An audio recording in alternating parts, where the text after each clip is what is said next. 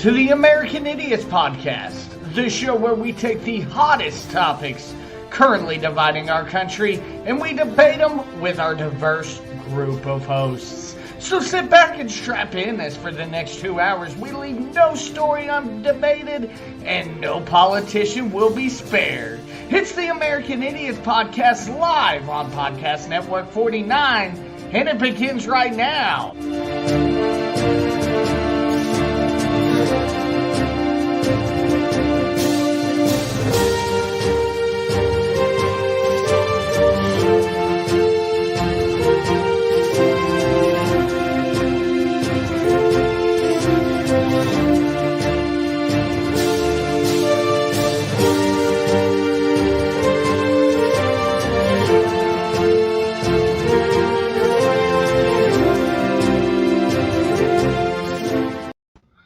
Every time I see that video of Biden, I think about the memes. It's hilarious. Anyway, welcome in, ladies and gentlemen, to the American Idiots Podcast. I am, of course, Money Mike. Once again, want to welcome everybody to, and remind you, if you are watching on the Facebook page, give us a like. If you're watching on YouTube live, subscribe to the page. Go over to Facebook, vice versa, all that good stuff. If you're listening to us on audio only on Spotify and all that good stuff, feel free to subscribe to the podcast and leave us a 5-star review. But we've got a couple pretty good subjects today, so I'm not going to waste much time in getting to our hosts. And yes, I did say hosts. You don't have to listen to just me and Manny Hispani this week talk back and forth. Ain't that exciting, Manny? That is so exciting. Glad to get another opinion on here. Well, I don't know that it's necessarily another opinion, but it's a different voice with this opinion. Yeah. Touche. Definitely excited. How's your week been? Week's been good, man. Pretty easy today. Starting to get back to the grind. My wife and I took some time to remember our past loved ones. Did a little Day of the Dead celebration thing with our daughter, trying to get her influenced into some of the Mexican culture. So now, Manny, you're not supposed to influence the younger generation now. We got to teach them something. Otherwise, they grow up to be Democrats. Ooh, good point. Okay. With that being said, I'm going to go ahead and introduce the third member of our panel here tonight, Mr. Keith. Keith, how you doing tonight, man? I'm doing okay. I'm a little worried about his cultural appropriation there. It could offend somebody. It's terrible. So, ladies and gentlemen, I'm definitely excited to be bringing Keith on the show tonight. Keith, real quick, seeing as how the viewers and listeners aren't really quite familiar with you yet, talk to me a little bit about where you fall on the political spectrum and, how that all works out. If I were to call myself anything, it would be a conservative libertarian, which would confuse the crap out of most folks. I think it doesn't make it, so there you go. My views are conservative. I feel that people have the right to do what they want to do, is right up until it infringes upon somebody else's rights. So it's all fine. You want to be an idiot? You're entitled to be an idiot. We're okay with that. Just don't make me be an idiot with you, and don't take it to court complaining that nobody wanted to be an idiot with you. Ooh, I like that. Or that nobody stopped you from being an idiot. True that. Well, I don't know. We're gonna cover that other topic later with the Rittenhouse thing about stopping people who are idiots. So anyway, moving on. Yeah. I don't know how much he told you, but actually we get to call people out for being idiots at the end of the show. We get to choose an American Idiot of the Week. I gathered from the name of the show, yeah. Awesome. Well, gentlemen, we'll get started here. The G-20 summit kicked off yesterday. President Biden, of course, joining other foreign leaders, and we have a story here from Forbes Breaking News.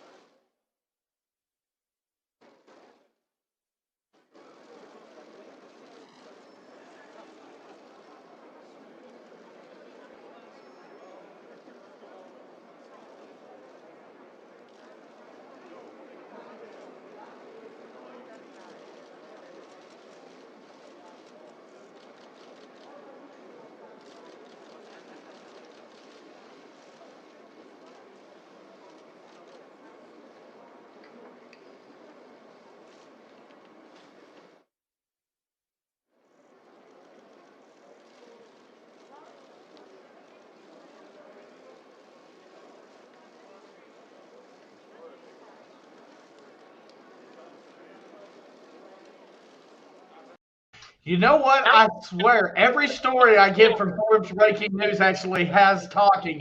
And of course, I get the one where they're just standing around. Yeah, that was a really boring news clip.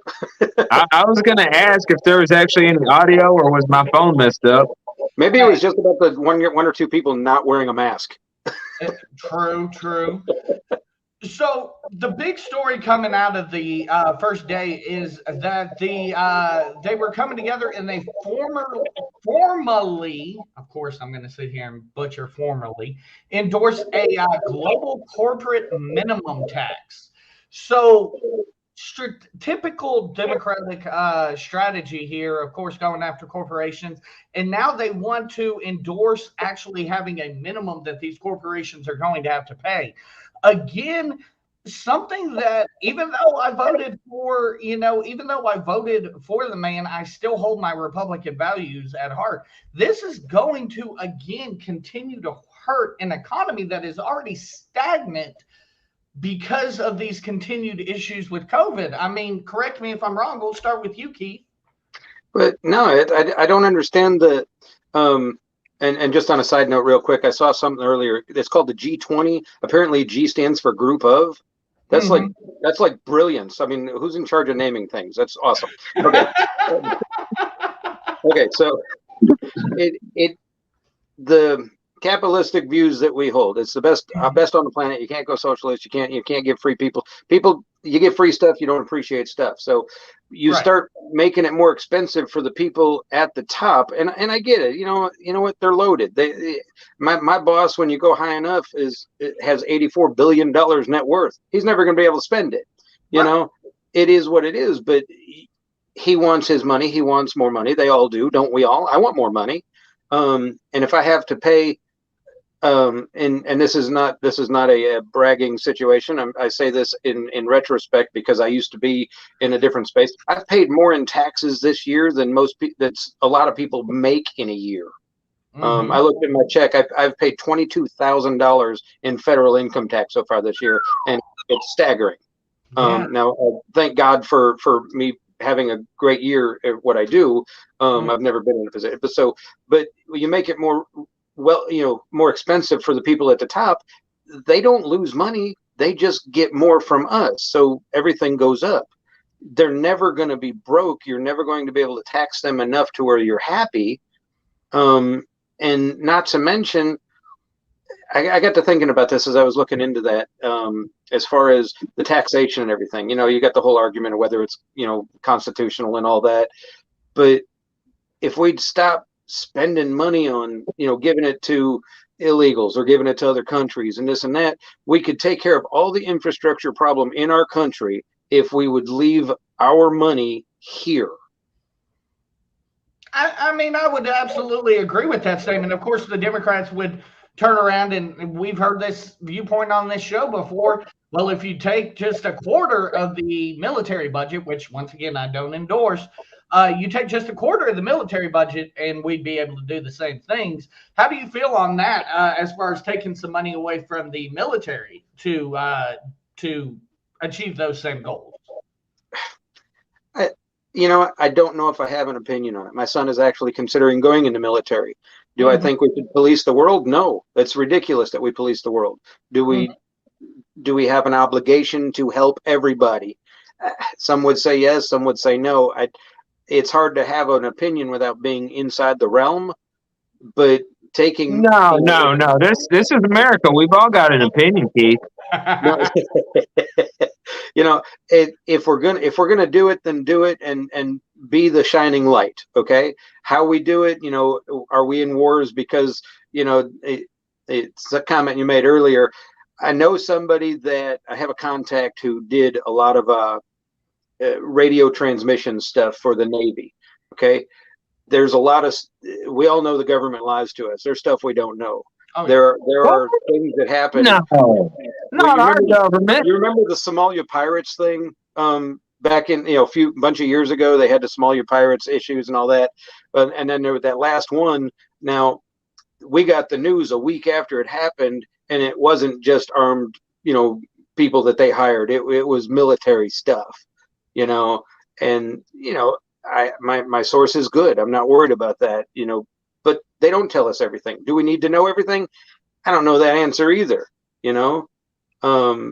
But to take money away from a military, if we're going to be that, nobody can survive a world war. It can't happen. Nobody's going to survive it. We've got a shot because we're way over here, but if we go over there, they're all going to die. You know, right. You can't. What's the Princess Bride? Never get in a land war in Asia. You know, it's like it's just you don't do it. So either protect us here and just protect us here, or do what you can there. But to take money from them, no. We got so many other stupid spending that the government does now. You know, you're going to tap into that whole idea of floating immigrants $450,000 that were separated from their family. You know, the fact that that even came from someone's brain as a possible good idea is astounding. So all I got to do is denounce my citizenship, go to Mexico, come in illegally, break the law, and I can get $500,000. Awesome. Right. Exactly. That's a good plan. I mean, that's a hell of a start for the American dream that none of the American citizens are getting. I'm just saying. No, I'll give it to my wife. Pay the house off, get out of debt. We're good. Exactly. Definitely, we're going to get into that here in a little bit. And again, another atrocious decision from the Biden administration as far as immigration goes. Manny, where do you fall on this? I believe that they're saying 15% minimum tax for these corporations. I mean, again, just like he said, the money's not going to come out of their pockets. Right. It'll wind up coming out of our pockets. But here's my thing. While I agree with it will never be enough, because while it's 15% that they're pushing for today, next week it's going to be 16%, then 20%, then 25%. They're just going to keep going up because it's never going to be enough. Absolutely. While I agree with that, I do think that corporations should be taxed, as long as we're taxing all corporations. There's no reason that companies in Vietnam and companies in China and companies in other parts of the world should be paying that as well. Absolutely agreed. While I don't agree that the climate is out to get us and that we're about to die in 10 years or any of that, if we're looking at trying to help globally, then everybody needs to be chipping in. Absolutely agreed. I mean, like I said, if you're Vizio, for example, getting shipped, I believe from, I want to say Japan, if you're Vizio, you're making income inside of the U.S. when you sell those items. Why are you not paying a tax? Right. Again, you want to talk about stopping companies from outsourcing. There you go. You're still going to have to pay taxes no matter what. So you might as well stay here and get that little made in the USA sticker on your product. I mean, that's where I am on that. Then again, if you're in the USA, apparently you can't get shit to make your goods nowadays. But you know, that's because all the stuff you need to make your stuff is stuck in a boat off the California coast. So exactly. Gosh darn COVID. That's all I got to say about that. Blame the COVID. That gosh darn COVID. No, there was actually a video that I saw that said that it had to do with the shipping containers. Because the U.S. imports more than it exports. Mm-hmm. We bring in a lot more shipping containers than we ship out. Mm-hmm. So we've got like stacks of shipping containers all over these shipyards, and we don't have room to bring more stuff in, and nobody really wants to pay to ship empty shipping containers out. Right. So they're just kind of sitting there. Jeez. It reminds me of that Kmart commercial. I just shipped my drawers. Yeah, what a bunch of, I mean, we'll call them ship heads. Heads. Yeah, honestly, and that's where we are. I mean, you're talking about Joe Biden is going to this G-20 summit, and he's talking about an economy. Meanwhile, his economy back at home is laughable. Because he chooses to ignore it. Honestly, like I do not know. I cannot remember an American president and I assume that this is what happened under Jimmy Carter, but Joe Biden just whether he's choosing to ignore or just not realizing he needs to focus on other things, has spent the better part of 11 months buried in COVID.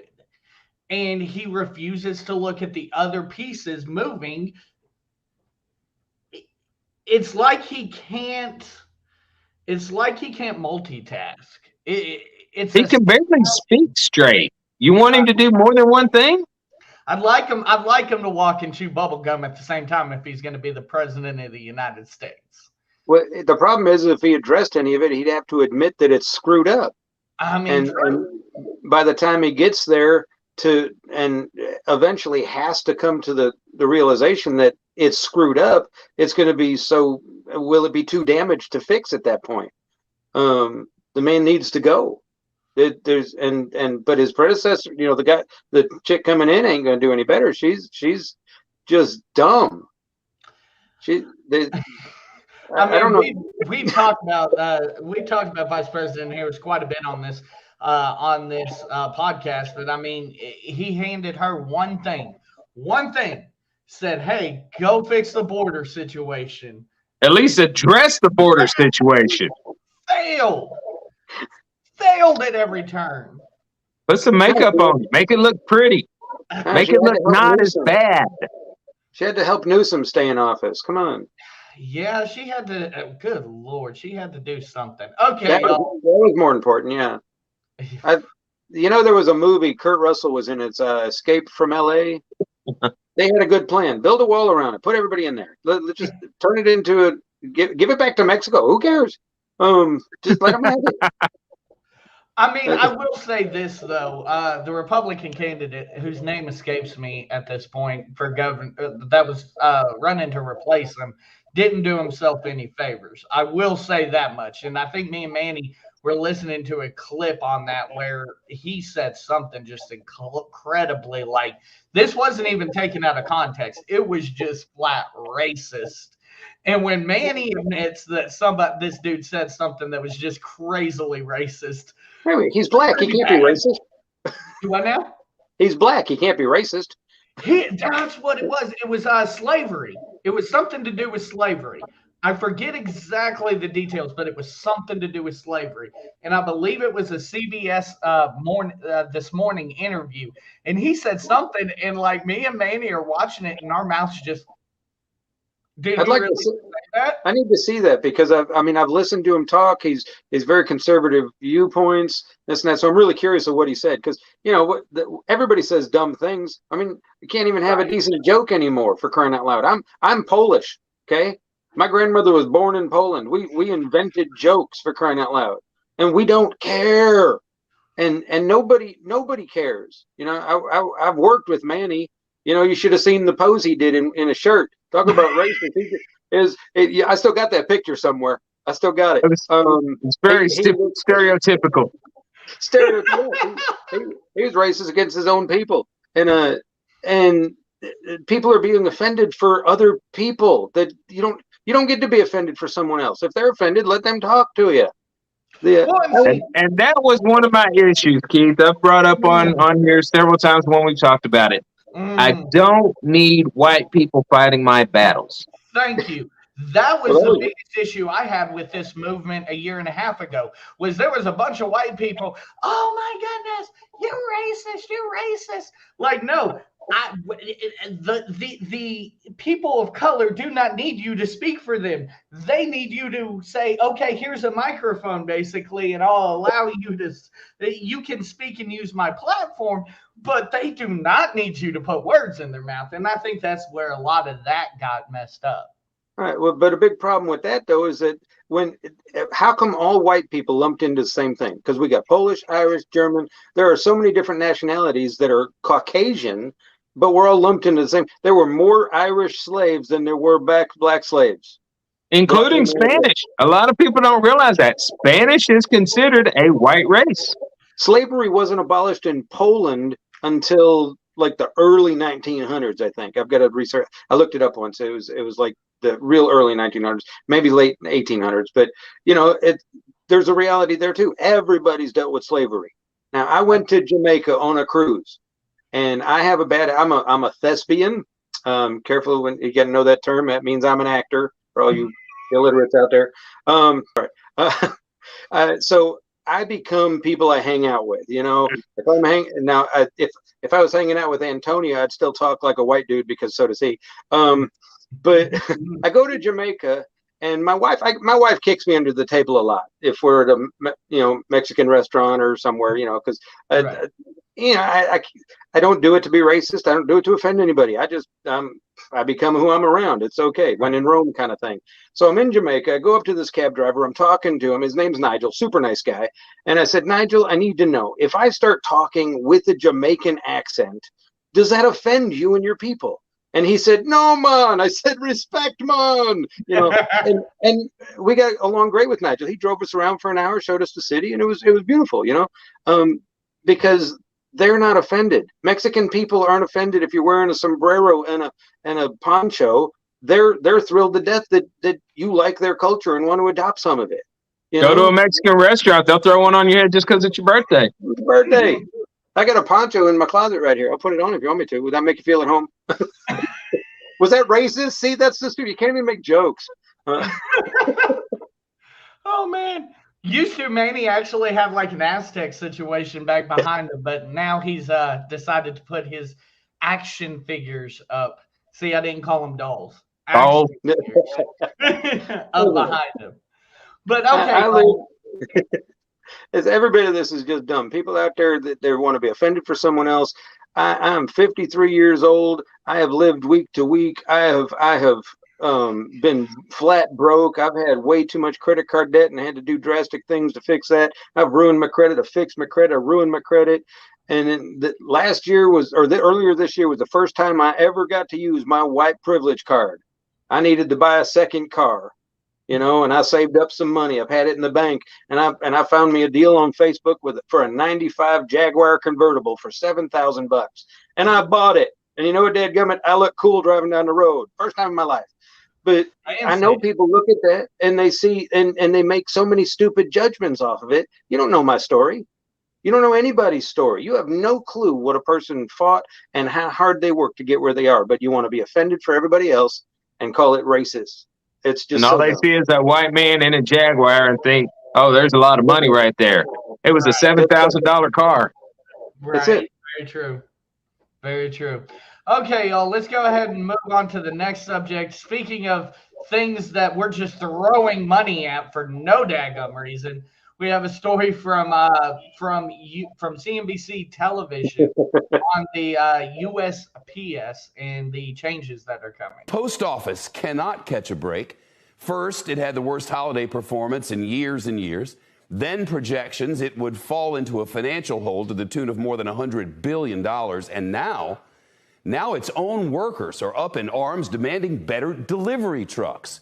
There are about 230,000 of them on the roads, and the newest ones are more than 2 decades old. President Biden has his own demands. He's calling for the fleet to go all electric. It's part of his big infrastructure plan, tackling clean energy. But it comes with a huge price tag, and not everybody's on board. CNBC's Elon Moy reports. Garrett Langley knows what it takes to keep your mail moving. He spent a decade as a Postal Service mechanic, fixing it all from the windshield wipers right down to the chassis. They're not very fuel efficient. We did a lot of repair work on the fuel systems. We did a lot of repair work on every portion of the vehicle. We got to the point where we had to replace entire frames. Now postal workers are pleading for help.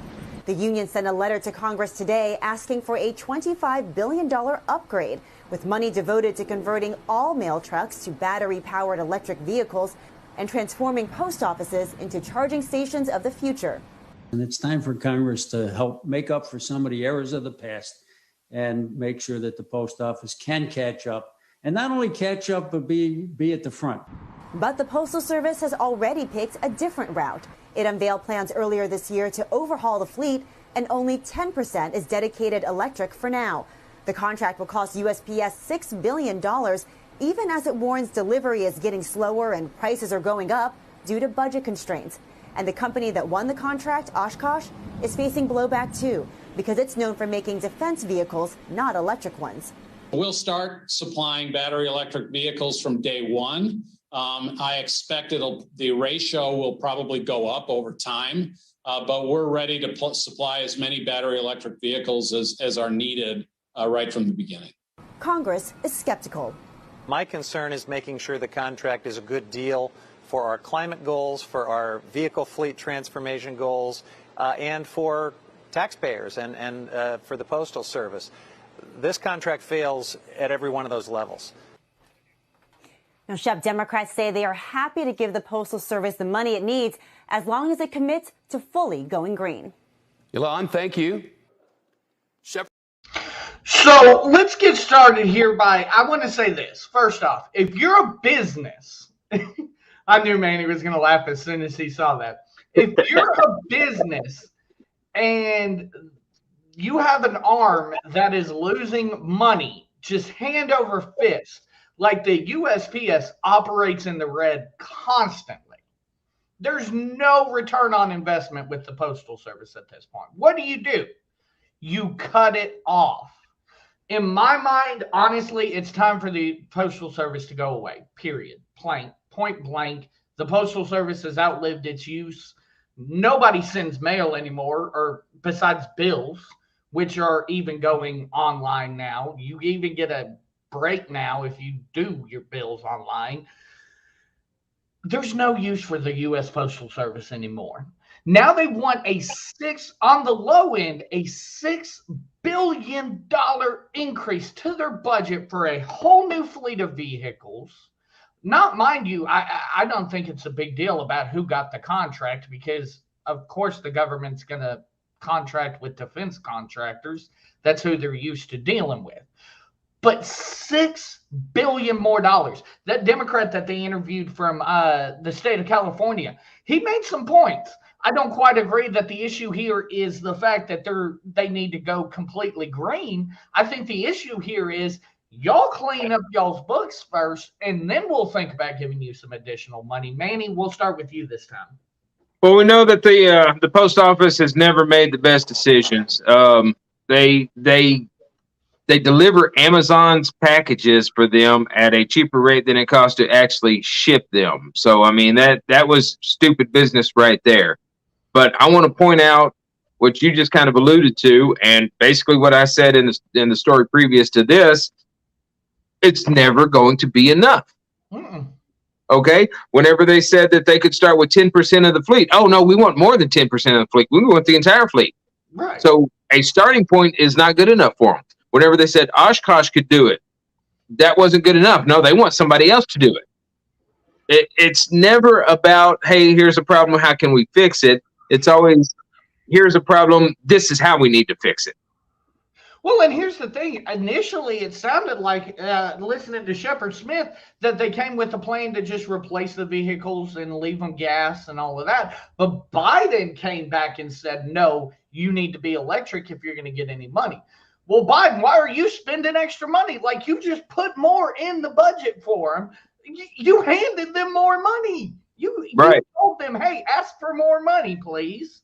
I mean, can you make some sense of this? Because at this point, I'm ready to cut off the Postal Service from any sort of government funding, and they just need to go away. Sink or swim. The only thing I get in the mail are credit card offers and crap I don't need. Nothing gets mailed to me that I've asked for, you know. Right. Unless it's going to be a legal document of some sort, but I can't remember the last time I got one of those that I needed, you know. It's I mean, true. I get a receipt every month for renting the gym for our wrestling events. I mean, that's something, but like FedEx, I'm just saying, not because, you know, FedEx could easily take over anything that you could do, split it up between the three major shippers, FedEx, UPS, and DHL, and bingo, bango. The USPS has no purpose anymore. Yeah, I'm wondering if Amazon is actually going to be a bigger supply chain, I guess, for deliveries than DHL soon, since they got all these new hubs and Amazon drivers and Amazon vans. I ordered a battery for a computer or a power supply about 3 hours ago. I'll get it tomorrow. Yeah. Yeah. I mean, And that's where we are. Like, and then you're talking about the Postal Service. Oh well, we can't keep up with the demand for the peak season coming up with Christmas and everything. Like, again, I ask, what's your use anymore? If you can't do what you were put in place for, you have no use. Why are we footing the bill for something that's failed as miserably as the Postal Service? It's outlived its use. Right. And now they're going to go electric, which means massive charging stations to an already crippled infrastructure for electricity. I mean, California is rolling blackouts because they don't have enough power to supply all the people, and they want everybody to go electric. Where are they going to get the power from? Where does the power come from? You know, it's not going to come from solar and wind. If it's not windy, you don't get electricity. If it's, you know, not solar panels will still charge on a cloudy day, I think. Not as good, but I'd have to look at the technology a little closer. But still, that's only what, 12 hours, 8 to 12 hours that you get to charge off that? Right. And, you know, what I love the Facebook meme, it talks about, you know, traffic jams. What if you're stuck in traffic jams? So now you're going to use the gas. So, you know, the biggest thing about a mail truck is that you drive from the wrong side. So why don't they just order cars made in Germany or something where the steering wheel's already there? They get great gas mileage. I mean, I get 20 something miles at a gallon in my minivan.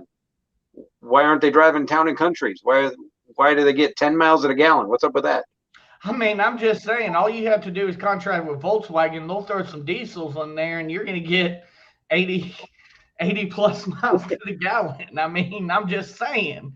But it literally, like, and you made a very good point that I didn't even bring up, but these massive charging stations, $6 billion just to fix the fleet of vehicles. Now Right. You're talking about overhauling every post office in every little nook and cranny town in the country to these charging stations and all of this. Like, what's the incentive for the taxpayer? Again, Right. that their mail keeps going up. Like, there's no return on investment. And this is where I disagree with people. So when Trump first got elected, people were like, he's going to run the country like a business. You can't run the country like a business. In this case, you absolutely make a business decision and you get rid of the Postal Service. It's going to save us all a ton of money in the long run. And guess what? I'm sorry if you can't get your little stamped 25-cent mail, but guess what? You can go down to FedEx or UPS or somewhere, ship that sucker ground, and bingo bango. There you go. But then the government won't have that avenue to funnel money through. I know what we do. We'll get rid of all the trucks, and all the drivers will be given a scanning station. And instead of driving your mail to your house, they'll scan it and email it to you. I mean, I'm just saying. Oh my Lord. They can work from home too. I'm still waiting for these email servers to start charging for use of email, though. I'm surprised it hasn't happened yet. They've been trying that forever. They just now got it to where you're paying a little some tax on stuff you buy, at least in state. So, but yeah. Don't give them any ideas. There might be one of them diptards watching our show. It's true. It's true. I've heard this phrase about boats. It's a hole in the water you just throw money into. That's what the USPS is at this point. We're just throwing money in a black hole. Right. But problem ensues. Everybody that works there. Yes, I think that it's a failed company. You need to just shut it down, or find a legitimate way to fix it. But if you can't shut it down, now we have how many people unemployed again that won't go to work because the government will sit and they'll pay them forever, like they're paying all these other idiots to sit down and not work. I can't go into David's Burger in town yet and eat because they can't find enough people that will actually work. I mean, good point. Good point. Actually, we had myself and a friend of mine we're going to go to, I believe it was US Pizza out here on 107 in Sherwood, and sure enough, on the first time I had actually physically seen one, a sign that said, due to staff shortage, we can't operate the dining room. And I'm like, wow. So I wanted a Popeyes here in town. They're closing early because I didn't have enough people to. I took a picture of it. I'm like, here's where we are, people. Yeah. Go to work. How are they still getting paid unemployment? And now we're going to pay the USPS $6 billion for some electric fucking vehicles that are going to break and cause a whole new set of issues. Yeah. Yeah, I mean, mind you, we haven't even gotten into the fact that now you have to lay off all of your mechanics who can't learn the new system of how to fix an electric vehicle. Right, you got to be an electrical engineer now. Yeah. Yeah. Oh, money, money, money, y'all. Okay, let's go ahead and move on. China says America is fighting an invisible enemy and that we're really basically making up the issue with China. And we have a story on a missile test that they fired off last week from the Today Show. China already has the world's largest armed forces, over 2 million strong. But it's a new breed of super-fast missiles designed to evade American nuclear defenses that has the Pentagon deeply concerned. What we saw was a very significant event of a test of a hypersonic weapon system, and it is very concerning. Speaking to Bloomberg, General Mark Milley, chairman of the Joint Chiefs, sounding the alarm. I don't know if it's quite a Sputnik moment, but I think it's very close to that, and it has all of our attention. It's the most significant public acknowledgement by a senior U.S. official that China conducted 2 tests of a hypersonic missile system this summer, tests which were first reported by the Financial Times. The fear now that one day they may be capable of carrying a nuclear payload. Supersonic jets and missiles have been in use for decades, able to break the speed of sound. Hypersonic is a whole different league, at least 5 times faster, traveling around 4,000 miles per hour at a minimum, making a hypersonic missile quick and agile enough to evade existing U.S. defense systems. China has only acknowledged one test, saying it was linked to the nation's space program.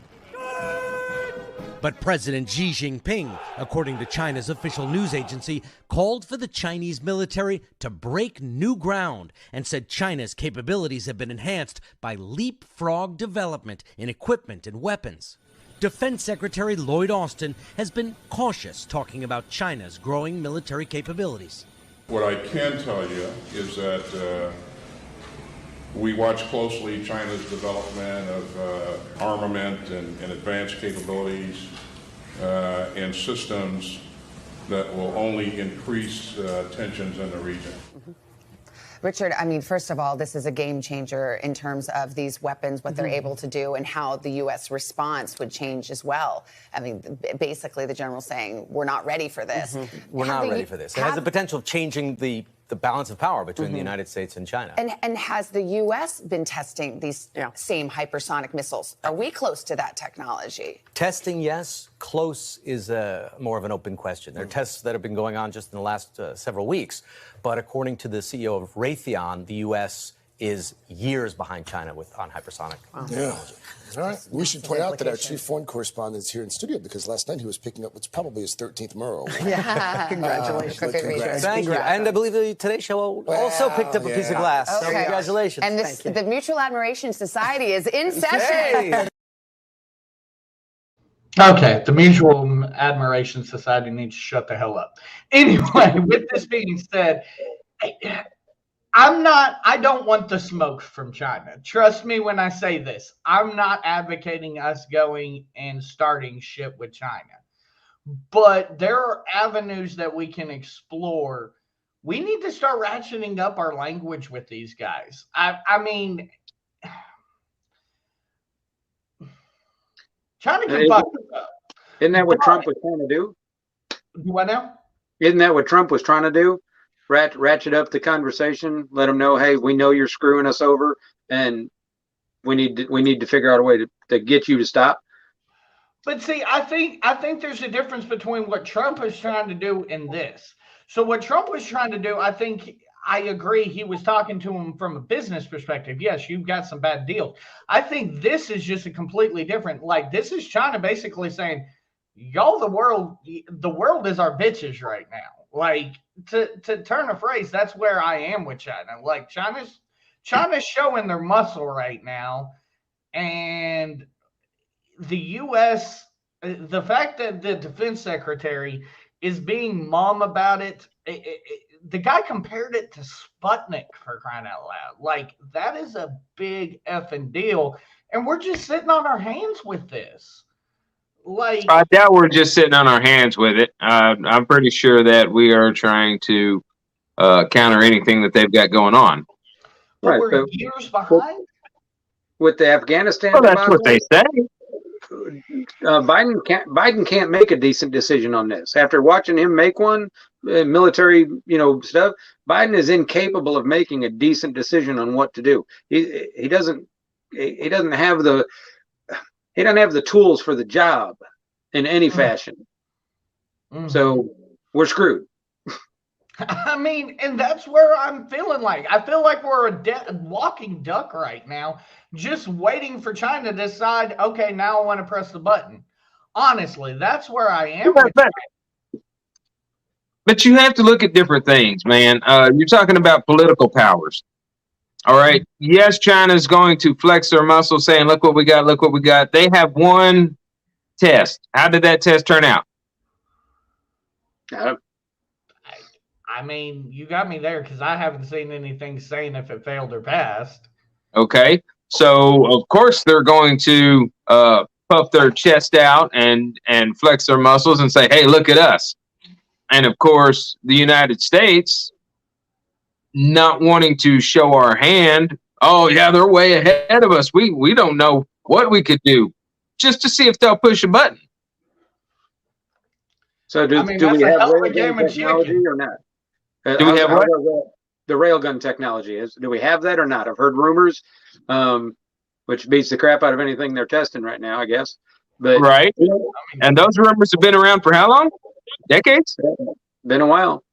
I mean, can I say that with a firm opinion that the U.S. has things that we don't know about and the U.S. isn't about to tell anybody about?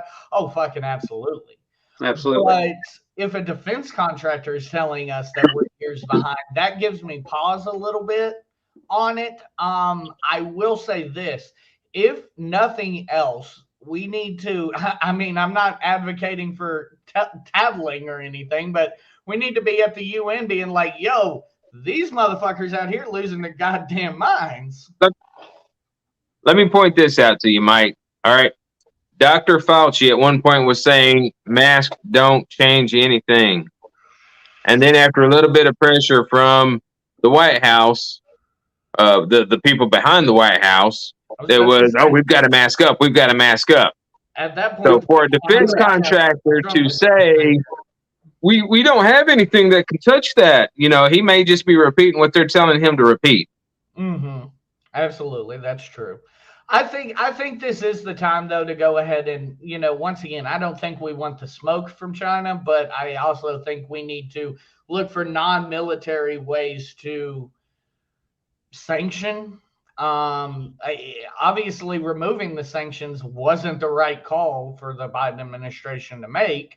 So maybe now it's time for Biden to go back and look at it and say, okay, let's take our mind off of COVID for a minute. Let's take a COVID break and let's look at something else. And I mean, he needs to look at this. I mean, you cannot, no matter what, worldview does matter. And right now, unless we do something, whether it be through sanctions or what have you, or resolution from the UN, any of this, right now, we're just not doing anything. We're just waiting for China to do what they want.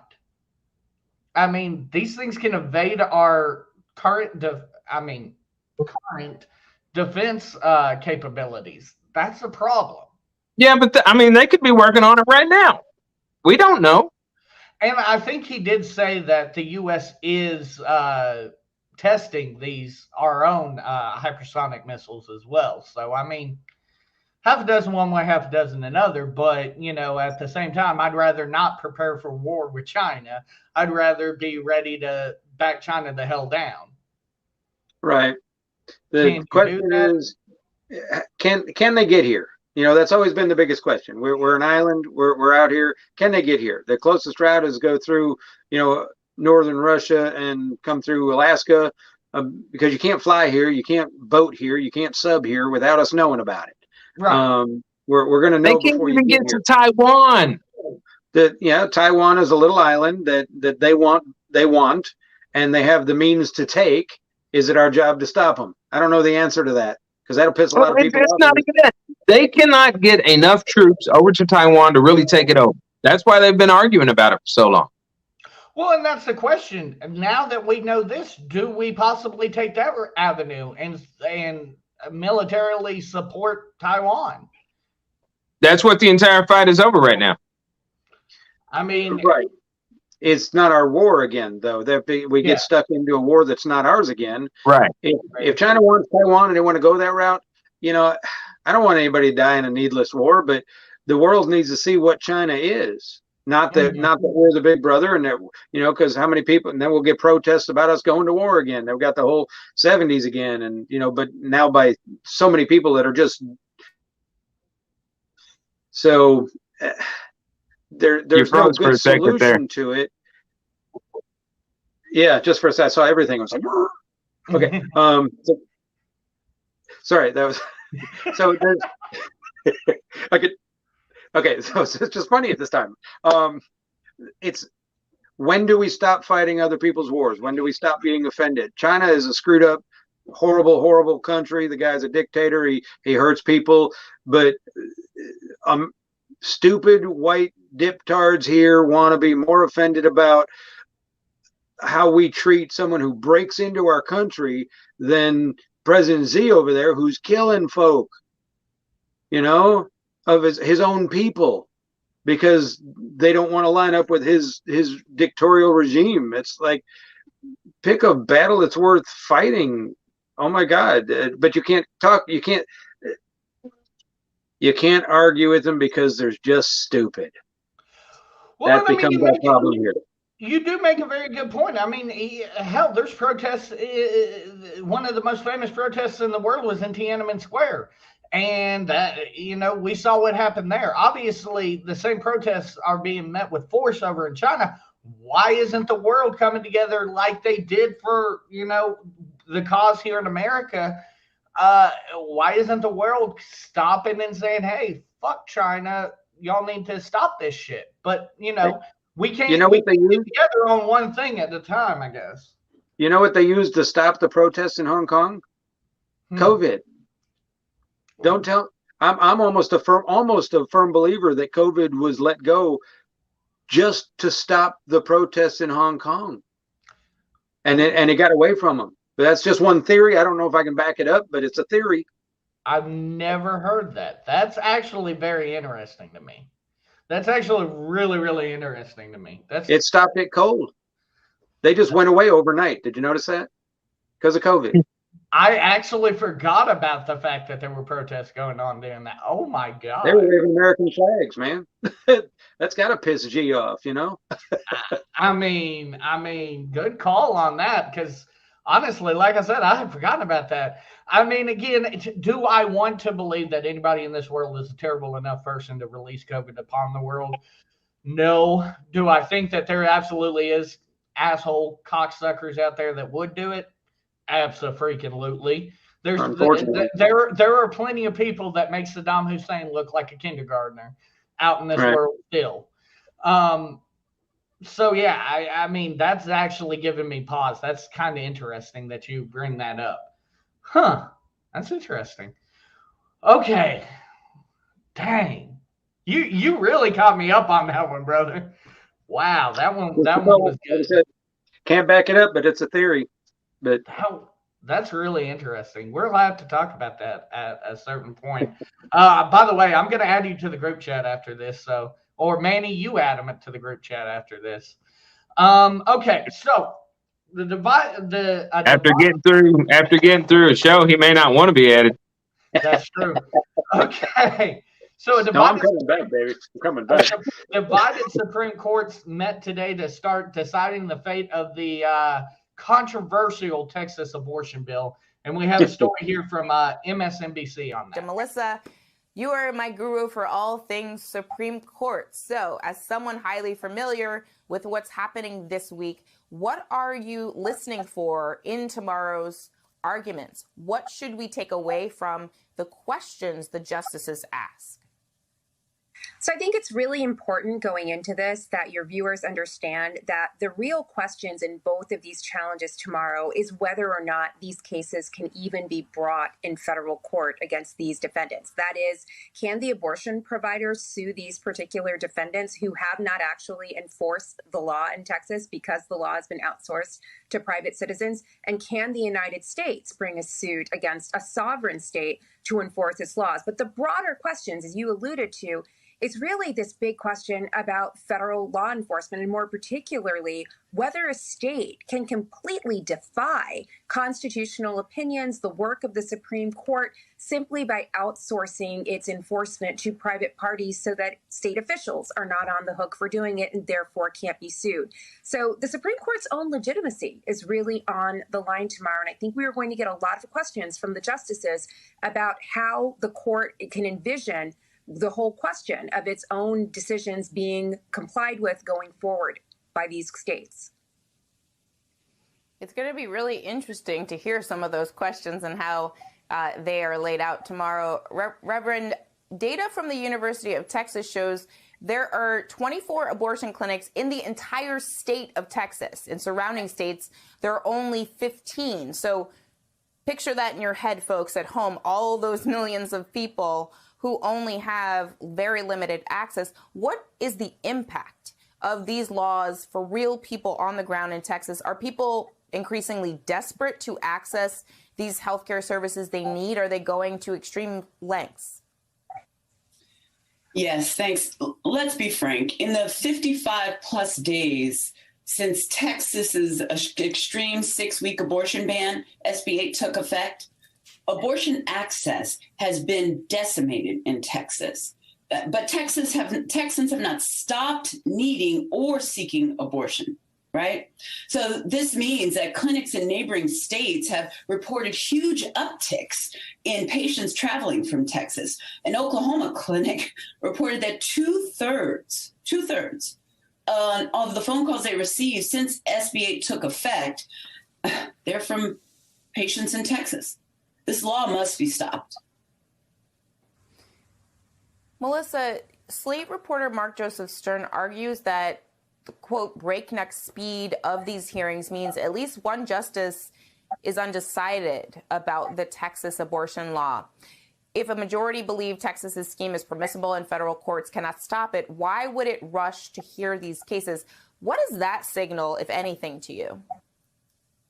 Well, again, I think we have seen the justices in just the last couple of weeks really be on the ropes about whether or not they're going to step in to intervene here. We had Justice Amy Coney Barrett, Justice Clarence Thomas, and Justice Stephen Breyer all take to the stage to tell us that the court is not composed of partisan hacks, in the word of Justice Barrett, which suggests that they are really feeling the heat. They've had their lowest public approval ratings of over the last couple of months. People are really beginning to believe that the court is not a neutral institution, but rather, because of this change in the court's composition, the addition of these 3 new conservative justices, that things have really shifted, and different kinds of legal theories that previously had been off the wall are now on the wall, and the court is moving in a more conservative direction. So one thing I think we can say from this breakneck speed and the expedition with which this has been docketed, it suggests that the court knows that it has to do something, at least has to be seen as doing something in this moment, that optics matter. I think that's one of the reasons why we had such a quick turnaround on this. It's important to keep all of that in mind. But as Reverend Forbes said, a lot of this has real human implications and impacts. And Texas Governor Greg Abbott, as I said in the intro, said he'll eliminate the problem of rape victims needing abortions by just getting rapists off the streets. You know, Reverend, I'm a survivor of sexual assault myself. And I when I hear that, what I hear is, oh, he thinks rapists are on the streets, like behind a bush somewhere, not in pulpits and boardrooms, in your own home, in school administrations. You know, when we think about who rapists are, I think that we need to keep that in mind. Can you just react to the fact that he's seeming to misunderstand what the impact of this law will be on people who are survivors of sexual assault? My reaction is he's under delusion. The reality is, as we all know, and the data supports what I'm about to say, that there aren't rapists sitting behind bushes waiting to pounce on women. I mean, of course, those incidents happen. What we know is that women are in danger in their very homes from the people that they know or go to church with or work in community with. This idea that Governor Abbott has is ludicrous. And anyone with an ounce of common sense knows that that is not how you get rid of rapists, nor is it realistic to think that that's going to take care of this issue.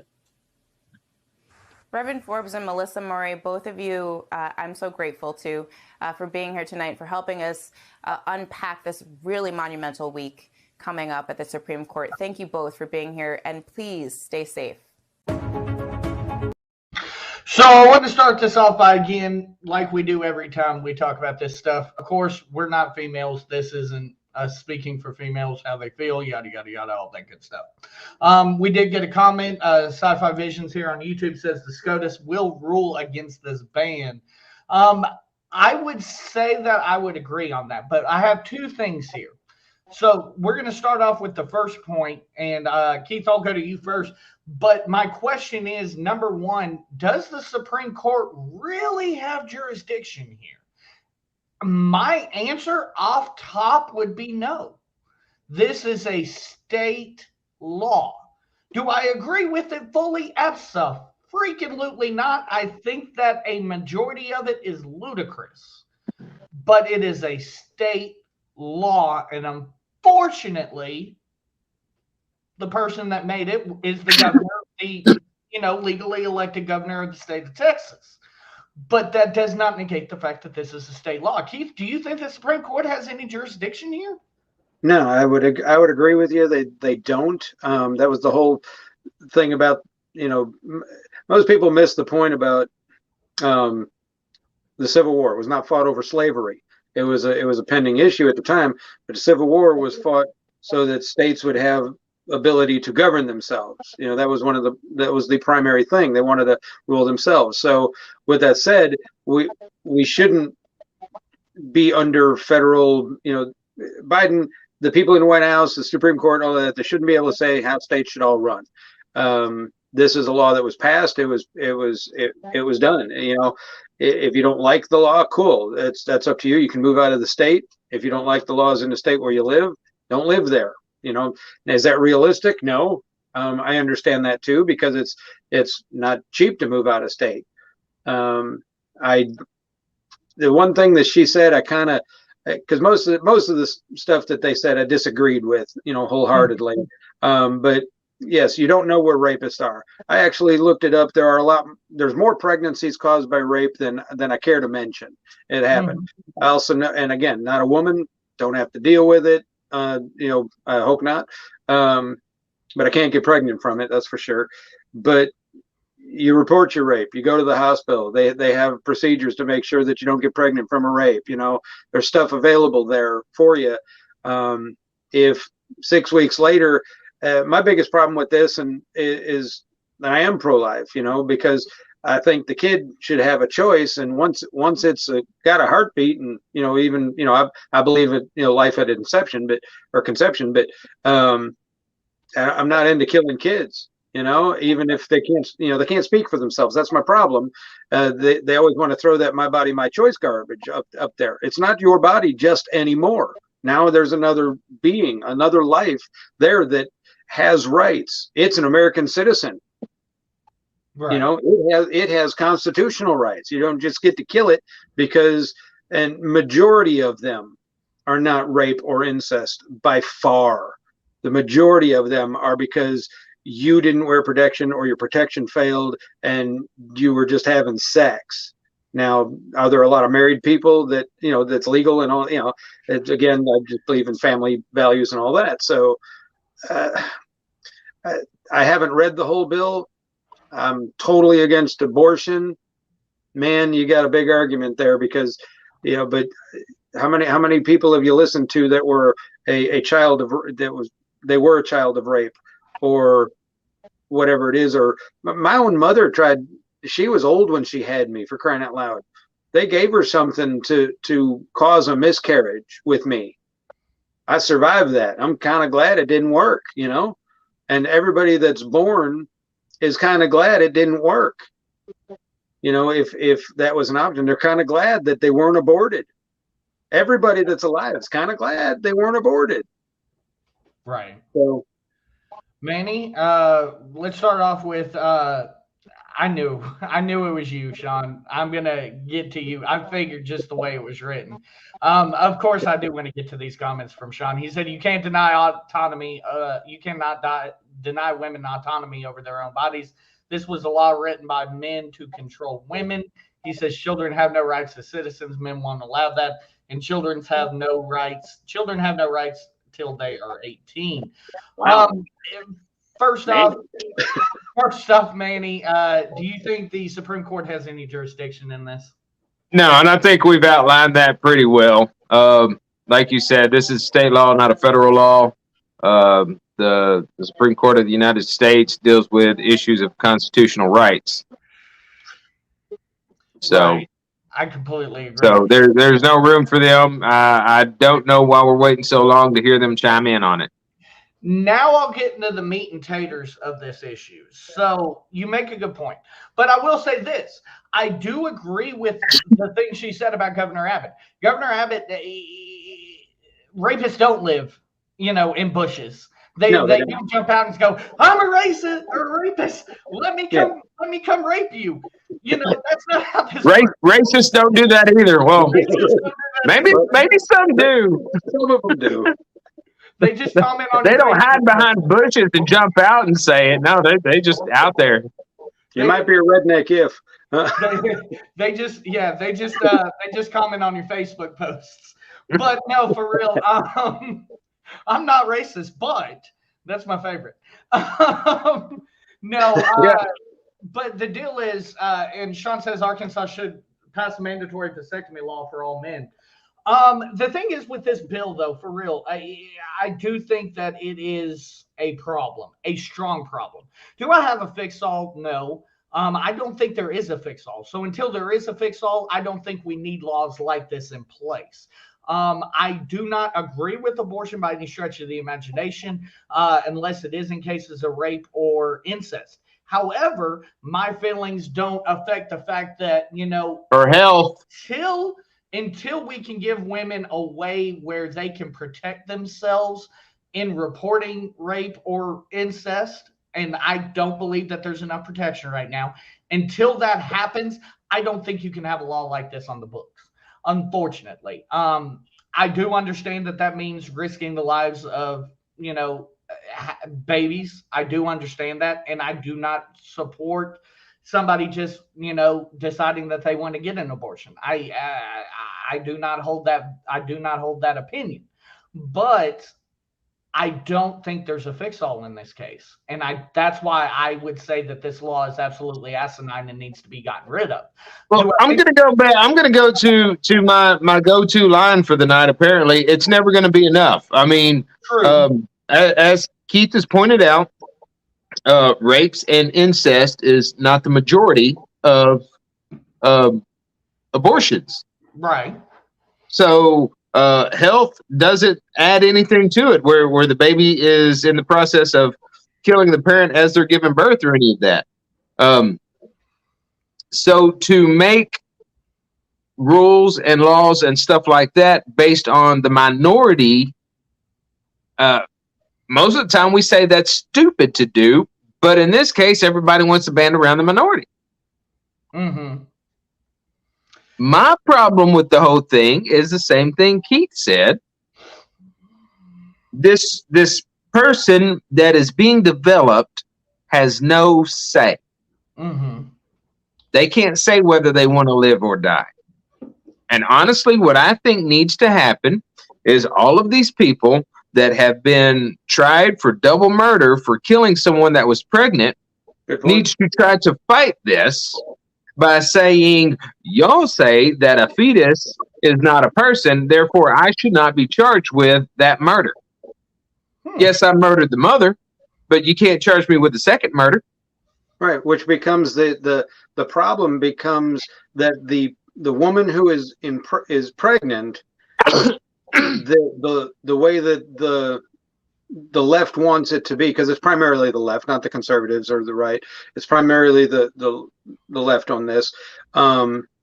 They want to appoint the woman as God per se, she who is worthy to deem whether it is a life or not, because it's up to her. If she decides to keep the baby and somebody murders her, she decided it's a baby, so therefore it's two people. Mm-hmm. But if she decides it's not a baby and wants to abort it, it's perfectly okay to kill. In that life, yeah. That's absolutely asinine. One guy can get, if he kills the baby, because if he attacks a woman and the pregnancy is terminated, he can still get charged with murder if the woman lives. Right. So, yet a doctor kills the baby, and it's perfectly acceptable. Yeah. So there's a double standard there, and again, these rules are difficult to apply to anybody who was raped, or if it was an incestual issue. You got whole other issues there. But again, It is the far minority of what's going on. And I listen to Candace Owens a lot. I'm sorry, I'm just really bothered by somebody who commented and said kids don't have rights until they're 18. What? my kid has lots of rights. He's 14. He's got lots of rights. The Constitution, the pursuit of life, liberty, and happiness is not age related in any fashion. What a ridiculous thing to say out loud. Sorry, and I'm sure he'll comment back on that. So, but you just can't kill your kid because you deemed it wasn't a life. It's not cool. Anyway, moving on. And is there a perfect law? No. There's no perfect law to govern this yet, apparently. But I would rather have the law in place and save as many babies as possible than to not have it there and just let them keep killing them. Okay. Of course, Sean did comment. He did say your argument needs to be made without religious superstitions. One thing I will say as far as that goes, like I said, my situation, again, I don't think there is a perfect law. I completely agree with you there. Until there is, and that's what I'm saying. These people that have gotten charged for murder with a fetus, they need to take it back to court to make people make a decision on when does life start. Is it at the heartbeat? Is it at conception? Is it, when do you actually say, okay, this is when it's alive? Right. Well, but that becomes. I watched. I think it was Charlie. It was either Charlie Kirk or what's his face, the Jewish guy. Can't think of his name. Yeah, that guy. Anyway, but they were talking about this. He's like, one guy was making a comment. Well, it's not a viable life form. It can't survive on its own. Okay, well, so what about somebody else who's a paraplegic who can't survive on their own? It's okay just to kill them. What about somebody who's in a coma? It's okay just to kill them? No, that's a ridiculous, stupid argument. You don't get to decide what's a viable life form, who gets to live, who gets to die. It's a life. You might as well just put baskets over beagles' heads and let bugs eat at them. Sorry, I just started to throw that in there. Yeah. Like I said, again, there is no perfect law.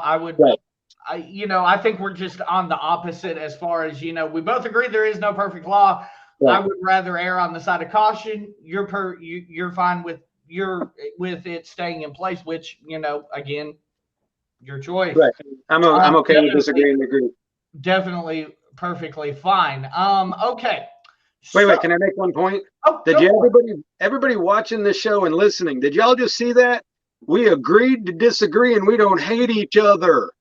Get a clue, morons. Okay, moving on.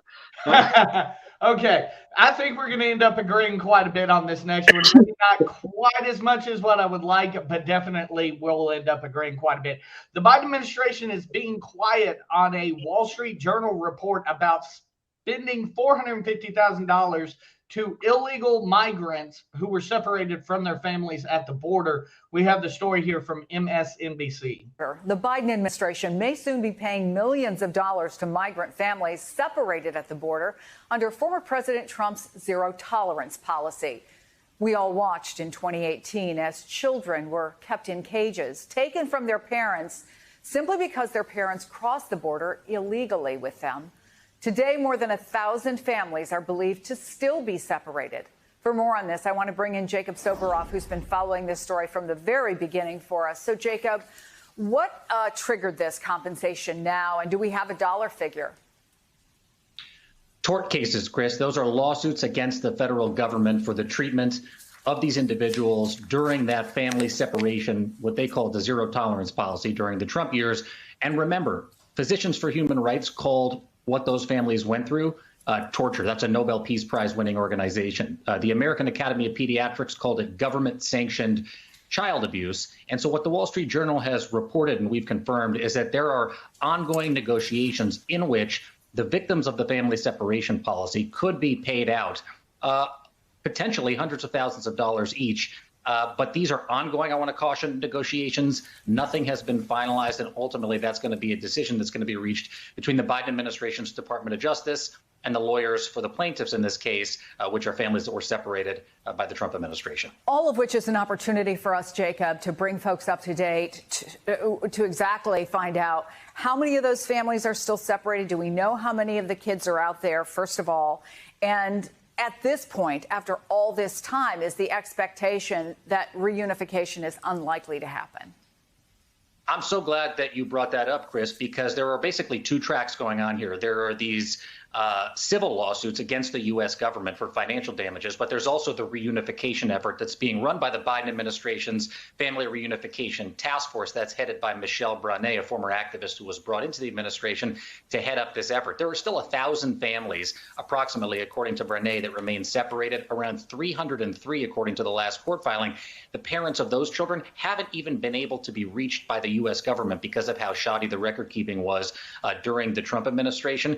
The idea is that the Biden administration will be able to track down with non-governmental organizations, legal aid service providers, people on the ground in Central America, all of those remaining separated and unidentified families, and put the families back together. But when we talk about the trauma, the torture in the words of Physicians for Human Rights, the child abuse in the words of American Academy of Pediatrics, for some of these families, this has been a multi-year ordeal that's still playing out to this day. And so that's very active in both tracks of sort of the resolution of what really was, some folks have said, one of the most shameful chapters in modern American history. Yeah, money is one thing, but the long-term effect, something altogether different. Jacob, thank you for staying on top of this. We appreciate it. Thanks, Chris. Okay, so I do want to get to one of Sean's comments, and he does make a valid point, and I never thought that this would enter the argument, but it's a good point. He says, when are we going to pay African Americans and Native reparations? And I see his point on that, to how this actually funnels into this same topic. If we're not going to do that, why are we paying these people? Because Biden's president, it'll pay. Here's the thing. We've got African Americans who haven't received reparations. We've got Native Americans who haven't received reparations. Whether we Irish agree with them or Don't not, forget the Irish. whether The we Irish agree with them or not, whether we agree with them or not, you're looking at these things that were promised to them at one point. Yeah, Keith has a good point. What about the Irish that came here? When are they going to get reparations for everything? The Chinese building the railroads. But that's exactly what I'm saying. We're going to push this to the front and give them these reparations before we actually take care of stuff that we've actually promised. And I was taught in school, and correct me if I'm wrong, people that were freed got Biden is what? Biden is of the devil. Never John Castleberry to say that, but I mean, to my knowledge, as slaves were being freed, they got 40 acres and a mule. Hey, wait, hold on. You got to stop the whole. You can't correlate the two, okay? You cannot talk about reparations for people who were slaves and brought here, stolen, ripped apart, whatever. Right.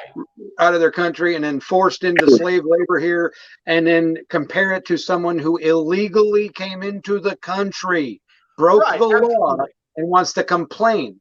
Okay? I put a post out on Facebook the other day because I saw this stupidness, and it said, okay, so all I have to do is break the law, get separated from my kids, and then expect somebody to pay me for that. Really? We separate American citizens every day get separated from their kids because they break the law. Period. They go to jail, kids go to foster care. They're separated. Period. And foster care, don't get me wrong, is screwed up, and a lot of it is bad in this country. Some of it's one not. One of the things that they said in that deal was that they're wanting to be basically reimbursed for money they're out. I mean, how were they out any money except for what they paid? You know, the traffickers to get them into the States, the coyotes. I mean, in the last one, I told y'all we have no perfect solution. In my mind, we have a perfect solution here. A pathway to citizenship, a reasonable pathway to citizenship to allow these people to become legal citizens makes sense. Clears all of this shit up, saves America billions of dollars in migrant issues, and you're not having to pay these people. Mike, we can't get them to cross over at a port. Build the wall. That's the problem. We can't even get them to cross over at a port. We're called unhumanitarian, and we're abusing these kids. Every other country on the planet shoots people who break into their country. Shoots them. Here's the one thing, though, that I also want to point out that I don't know if you guys caught it. It was rather quick in the article there from MSNBC, but they pointed out that the Biden is doing this because it was under the Trump administration. Right. And this was before the Trump administration. Right. But there was no mention of things not getting any better right now after the Trump administration. It's actually going downhill for these illegal migrant families. But children were being separated from their families under the Obama administration. And still now today under the Biden administration, they're still being separated. You know, so we're talking about placing again blame where no blame needs to be laid. It just needs to be fucking fixed. Yeah, like that's where I am on this. You want to come to the country, do it right. Obama, Bush, fucking JFK. It needs to be fixed. Now, my other question is, of these nearly 1,000 children that have not been reunited with their families because they can't figure out where they came from, how many of those children were kidnapped in Mexico and were being trafficked for sexual devices? You know, that's actually interesting. What I would assume, because it sounds like it's a class action lawsuit. So, and correct me if you guys got a different idea of this. It sounds like a class action lawsuit brought by the parents who were separated from their kids. Right. So I'm assuming you're not making these payments to the kids. So in those cases, unfortunately, these people who were a part of those rings are getting screwed over too, because they're not going to see their $450,000. Luckily, though, I say this, but Lord, I know it's not better, but luckily they apparently got them away from the sex trafficking rings. So I mean, I guess silver lining there. Right. And I'm curious how many children have been returned to a family that they were kidnapped from. True. Because that kind of good news, I guarantee you, is not going to make the airwaves. You know what we're going to see on the airwaves in about a year?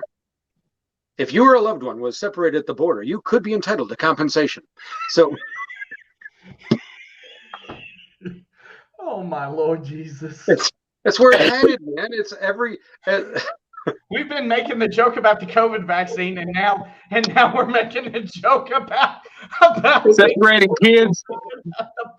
It's just, well, we can always tell them consider it a late-term abortion.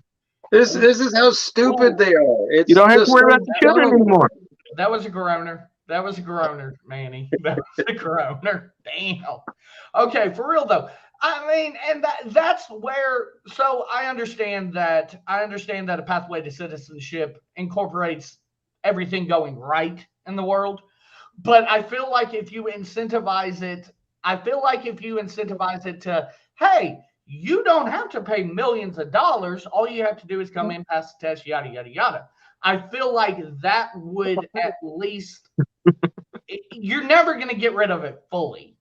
Okay, wait, here's a question. It would at least slow it down to a crawl. When the left figures out, because there are people, unfortunately, there are people who think this is a good idea. That's beyond me, but they think, no, this is viable. We need to pay them reparations because somebody came up with it, and he's got people backing him up on it.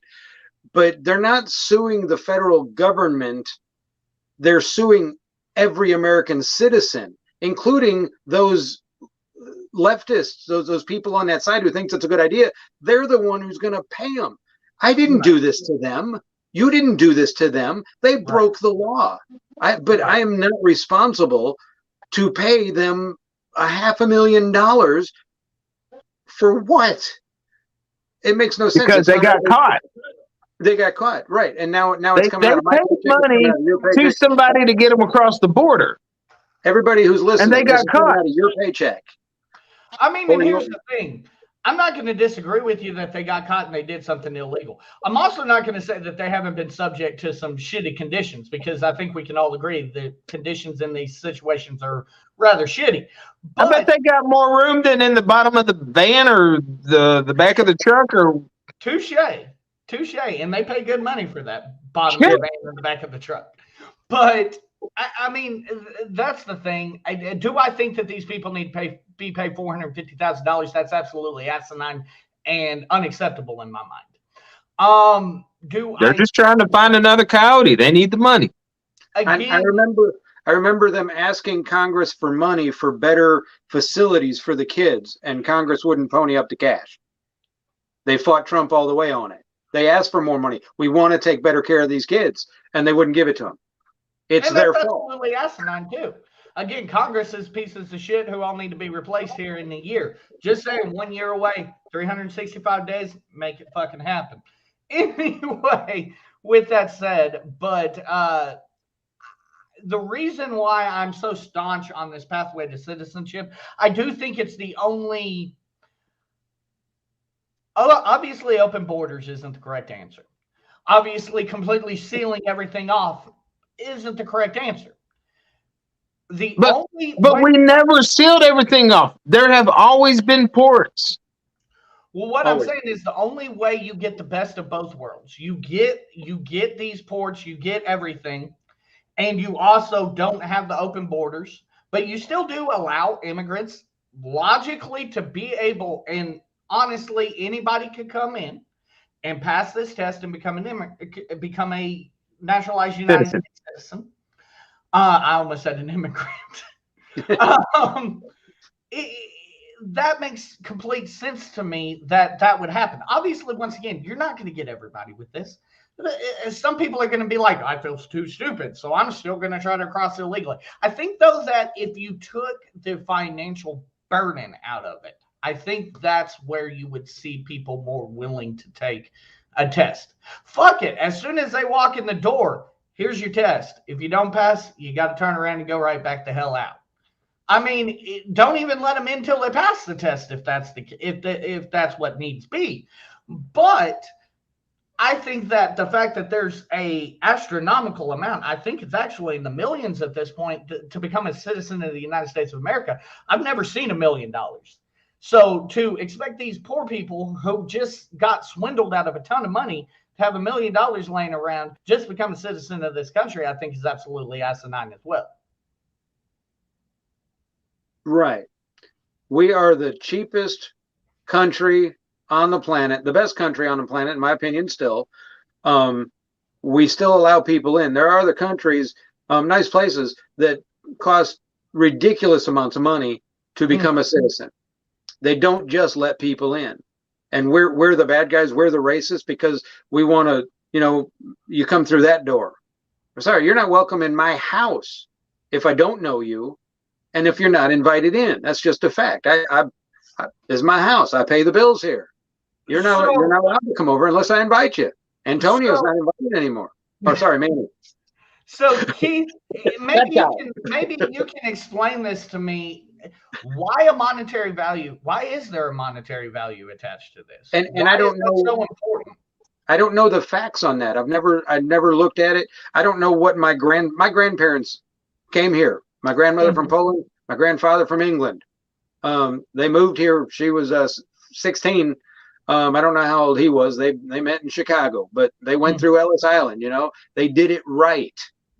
I don't know what it cost them to do that then. I don't know what it costs now. I'd have to research that. I've never looked at the number. I didn't know that you had to pay. That's interesting. Well, but I say you have to pay, like you have to go get a lawyer, you have to pay, you do have to pay certain fees, but mainly from what I understand, the legal bills get up into the millions to be right. But I'm sure that there's lawyers that do a lot of pro bono work with that too. Right. You know, I don't know. We'd have to look at that. I will treat every person on the planet the same, whether you're an immigrant coming into my country, do it the right way. But listen, if you don't have anything to offer people, then that's just the reality. You don't have anything to offer people. If you're not willing to come here and become an American, that means speak the language. That means learn our history. It means you can be whatever you are. If you're Puerto Rican, if you're Honduran, if you are, cool, bring your culture here. But don't try to change everybody to accommodate your culture. You're coming to America. Honor our flag. Honor our, this is our country, for crying out loud. We're letting you come here and you have the American dream. You know, everybody does. You work hard. Don't expect handouts. We got too many American citizens that want that crap. We don't need more of that. So, Manny, any thoughts on your well, the original question was the financial aspect of it, and the deal is that most of your Democrats and now a lot of your Republicans are into just handing out money to whoever for the hell of it. Right. And that's basically what it gets to. They are forming this group to be able to make it a class action lawsuit to get everybody as much money as they can, because number one, it pays them, these lawyers that are doing this. And number two, they get to say that they helped the minority, which all the white people seem to want to be in that boat all of a sudden. That's all I can figure. Well, here's the thought: if it doesn't cost you something, you won't appreciate it. You ever play poker? If you don't have actual money in the game, you're not going to bet right. You're not going to play the game right. So that's just a fact. I don't care if you're playing with friends. Make it penny ante stuff. Don't care. You're not going to play the game right if you don't have something invested in it. Right. Everything is like that. I took all my kids' Halloween candy and I gave it to another kid who didn't go trick or treat, and I said, "Son, that's socialism." He didn't like it. I didn't do that to my kid. I'm just kidding. But it's serious. You can't just keep giving people something and expect them. You know, I'm not going to want to work for I'm not going to want to grow apples anymore if you keep giving my apples away to other people who didn't work for them. You know, then I'm going to quit making that. Nobody's got apples. Everywhere. So what about something like, okay, for me to go get a driver's test, for anybody actually to go get a driver's license, it costs $20 to, or actually more than that now. I think it's like $60 because you can get an 8-year driver's license. What about something like, okay, here, I'm going to give you, there's a one-time processing fee of $500. What about something like that? Like, I'm not necessarily against even monetary. I'm against the fact that we're asking to become a citizen of this country more money than what our average everyday citizen would make in their lifetime. Right. And again, I'd have to research that. I'm really interested in that now. I think I'm going to look that up just to find out what paths there are and what are the costs involved. Absolutely. And if you can bring that next week, I'd greatly like to see that information as well, because I just have to go off the information I've seen in the past. Well, you brought up driving. Driving's a privilege, not a right. Right. It should cost you something to drive. So, that's a reality. Becoming an American citizen, being an American is a privilege. I pay you pay, everybody, we all pay a bunch of taxes. Pay property tax, I pay real estate tax, I pay income tax, sales tax. How many taxes do we pay? Oh my God, because I'm an American citizen. It's part of the it's part of the cost and having the privilege of being an American citizen. I pay the price for it every day. Every time I go to the gas pump, $3.05 a gallon. Sweet mama. Let's go, Brandon. Sorry, I thought it. So let's go, Brandon. You know, I don't know, and I'm not meaning to get off on a tangent, but where did that come from? Who the hell is Brandon? Oh, you didn't see it? Let's go, Brandon. Okay, it was at a NASCAR event. The chants were going through the fans through the stands of the F Joe Biden chant again. You know, they were chanting F Joe Biden, F Joe Biden. The problem was that there was an interviewer, I think it might have been NBC, I'm not sure which. They were interviewing somebody who had just won. His name was Brandon, and she either tried to pretty it up or just misheard the chant. And so, oh, listen, they're chanting "Let's go, Brandon." That's where it started. Okay, I was wondering. It's amazing. I was talking to somebody earlier. I said, no, it's just a way so people can cuss at the president and not be blamed for it. You know, I feel sorry for everybody named Brandon right now. You know, true. It's like, you know, everybody named Karen that's a decent person. We're sorry. Yeah. Poor Karen. There are good Karens in this world, ladies and gentlemen. Yeah, I know a couple. Okay, y'all. Speaking of the issues about a year and a half ago and Karen's, let's talk about the trial of Kyle Rittenhouse. It actually began today with jury selection, and we have a story here from TMJ4 on this. In just a few hours, jury selection will begin in the trial of Kyle Rittenhouse. He is the Illinois teenager who shot 3 people, killing 2 of them during the riots in Kenosha in 2020. Jury selection is set to begin later this morning. Our Andrea Albers is live now there. And Andrea, let's talk about the jury selection process. That's what starts today. How does this process play out? It begins in just a few short hours, Vince and Susan. The goal here is to select 20 jury members, which will allow for several alternates. To get to that number, the jury pool is going to start pretty large, with 150 potential jurors being summoned in Kenosha County. The judge in this case is Judge Bruce Schrader. He's been on the bench in Kenosha County since 1983. Now, in this case, the question of who did it is not in question. Jurors will be focused on deciding when someone is allowed to use deadly force. The defense lawyers will claim that Rittenhouse, who was 17 at the time and said he was in Kenosha to protect businesses from rioting, fired the shots because he was scared for his life. Prosecutors, of course, see it differently and will work to provide evidence about his state of mind and try to prove his actions were not reasonable. This case is so polarizing, and we've seen folks all over the country reacting to this case from the outset. And so the idea is that perhaps you're going to find men and women serving on this jury as the finders of fact feeling polarized as well. And again, the goal here is to select 20 jury members. Jury selection will continue into tomorrow if needed. The trial itself expected to last 2 weeks. Reporting live in Kenosha, Andrea Albers, TMJ4 News. All right, Andrea, thank you. Okay, so correct me if I'm wrong. Here's where I am on this. This is more open and shut than, God bless, I cannot believe I forget his name. The cop, the asshole cop who killed Floyd. This is more open and shut than that. Chavez, wasn't it? Chavez, yeah. You can argue, there is a legitimate medical argument that he didn't know what he was doing. I still don't believe that. I still think he's a cocksucker. But Chauvin had that argument. Rittenhouse has no argument. This is plain and simple murder. This, like she's talking about it being polarizing. Correct me if I'm wrong. Where's the polarization here? This guy is a candidate for the needle. And I am a very proponent of the death penalty. This guy's a candidate for the needle. This guy is good. We're going to disagree on one. I'm excited.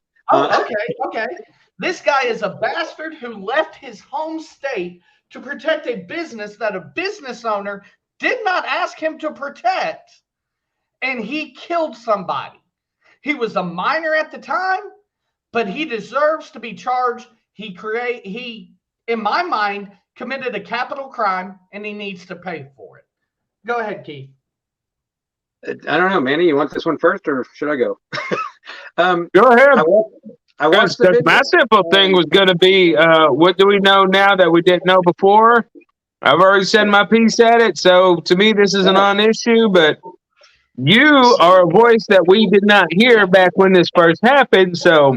Absolutely. All right, so here's where I'll go first is he shouldn't have been there. First point, he should not have been there. He broke the law to get the gun, went across state lines with it. He should not have been there with a weapon, period, end of story on that. As far as the murder charge, I watched the videos. You know, I saw the kid get hit in the head with a skateboard. The other guy had a gun. There's reality there. Did he fear for his life? Absolutely. Did he squeeze off some rounds and take out 2 people? Absolutely. I don't see anywhere, and from everything I've heard on the story, everything I've seen in the video, I don't see anything that showed that he went up there to kill people. Did he have a weapon to protect himself? Yes. He tried to turn himself in at one point on the video. The cops were coming by and he's got his hands up with the gun. He's like, hey, you know, and they didn't, he tried to turn himself in. This kid is not someone who went up there to kill someone. I saw a group of people chasing after him. He's scared for his life. He got hit in the head with a skateboard. The guy that got his arm blown, shot, the bicep, had a gun. Okay, that's somebody comes at me with a gun, regardless of where I'm at and everything. If I have a gun, whoever shoots first wins, and I hate that. It's all a sucky situation. Should he be charged with murder? I don't think he did it. I don't think he went up there to kill people. I don't see it. I see him being chased down by a group of people after the initial shooting where somebody fired off a shot. The guy threw something at him and was charging at him. Now, the report said, I read that article, that dude had just gotten out of a mental ward. That day, he tried to kill himself earlier. This guy was unstable. I don't know what he was doing charging at Kyle Rittenhouse. I have no clue. I wasn't there. Kyle was, and right. It went bad. And then he got out of there. People are chasing him. Hey, there's the shooter. There's the shooter. One of them hits him with his skateboard. The other guy's got a gun. 2 more people got shot. I don't think it's cut and dry. I definitely can sit here and, like we said earlier, we're going to agree to disagree on this. First thing I do want you, if you can, I've never seen the information on the gun. If you can get that to me, I would appreciate that. It was in the article that Manny posted. It actually said that he had a handgun. Yep. Okay, absolutely. Yeah, it's actually in the video. You see him with it. Okay. Yep. It's in the video. Everybody knows he had a gun. There's no denying he had a gun. Now they're saying he had the gun up in the air like this, but in the video, the gun is down here. So. Okay. Absolutely. And I mean, again, these are things that could change my mindset on this as far as it being open shut. My question, based upon what you said, do you think he should be charged with murder? No. Do you think there is any culpability for Mr. Rittenhouse at all? Or do you think he should be? Again, the problem is he should not have been there with the weapon, period. Mm-hmm. Yeah. All of this goes away if he just wouldn't have gone up there with a weapon. Absolutely. None of this happens. So everything that went bad happened because he made the first mistake. Mm-hmm.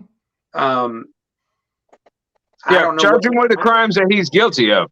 Right. That's it. Now you're in a bad spot, in a bad place that you shouldn't be. And it looks like people are trying to hurt you. What do you do? I shouldn't be here. I have a weapon and these guys are chasing me down and one guy's got a gun. What do? You're 17. Man, you got cops don't think that clearly in a split second. How many people were outraged when the cop shot the one girl who was trying to stab the other girl? Yeah, we talked about that on here. And this whole riot that he was up there for was because the one guy got shot.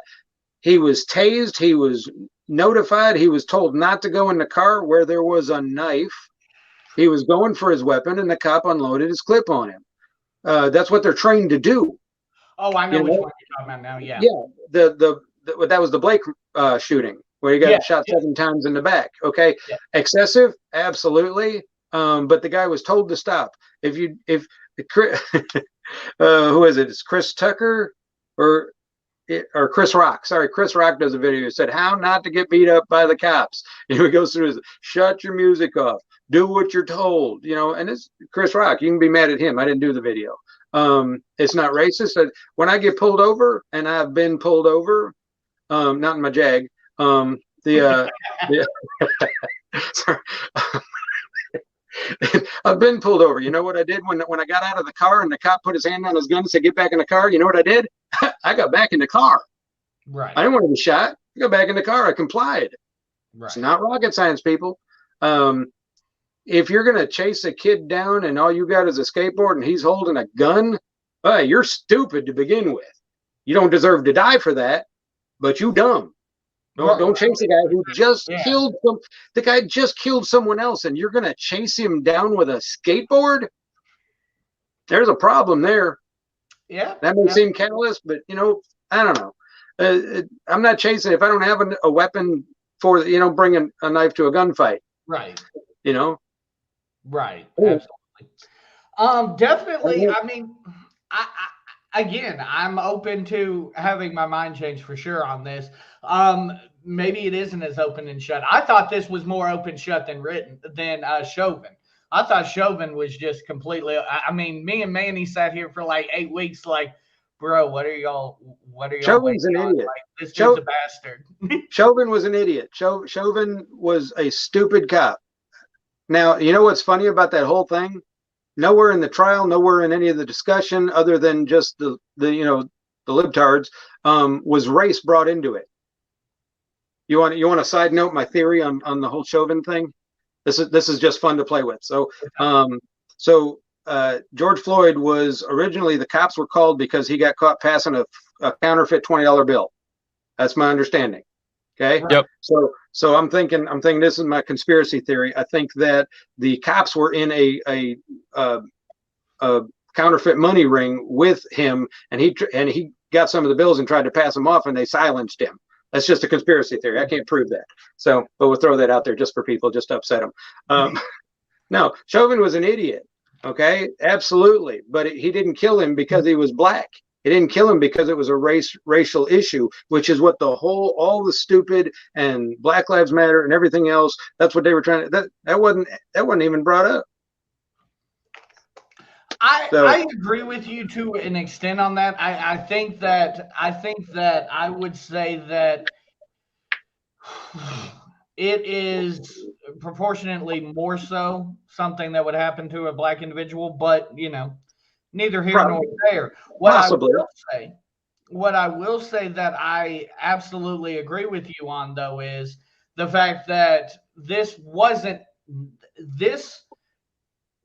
the actual crime at hand was not a race issue. The actual crime at hand, the murder, was because, and me and Manny have said this multiple times on the show, as has our liberal people that have come and gone throughout the years on this show, have said, it's not defund the police, it's properly train these fucking police. If they have any combat experience, now Manny doesn't agree with me on this one, but if they have any combat experience, I don't believe you should be able to be a cop, because you are trained to make those split-second decisions and kill somebody rather than. So you're talking about having to re-hardwire years and years of training.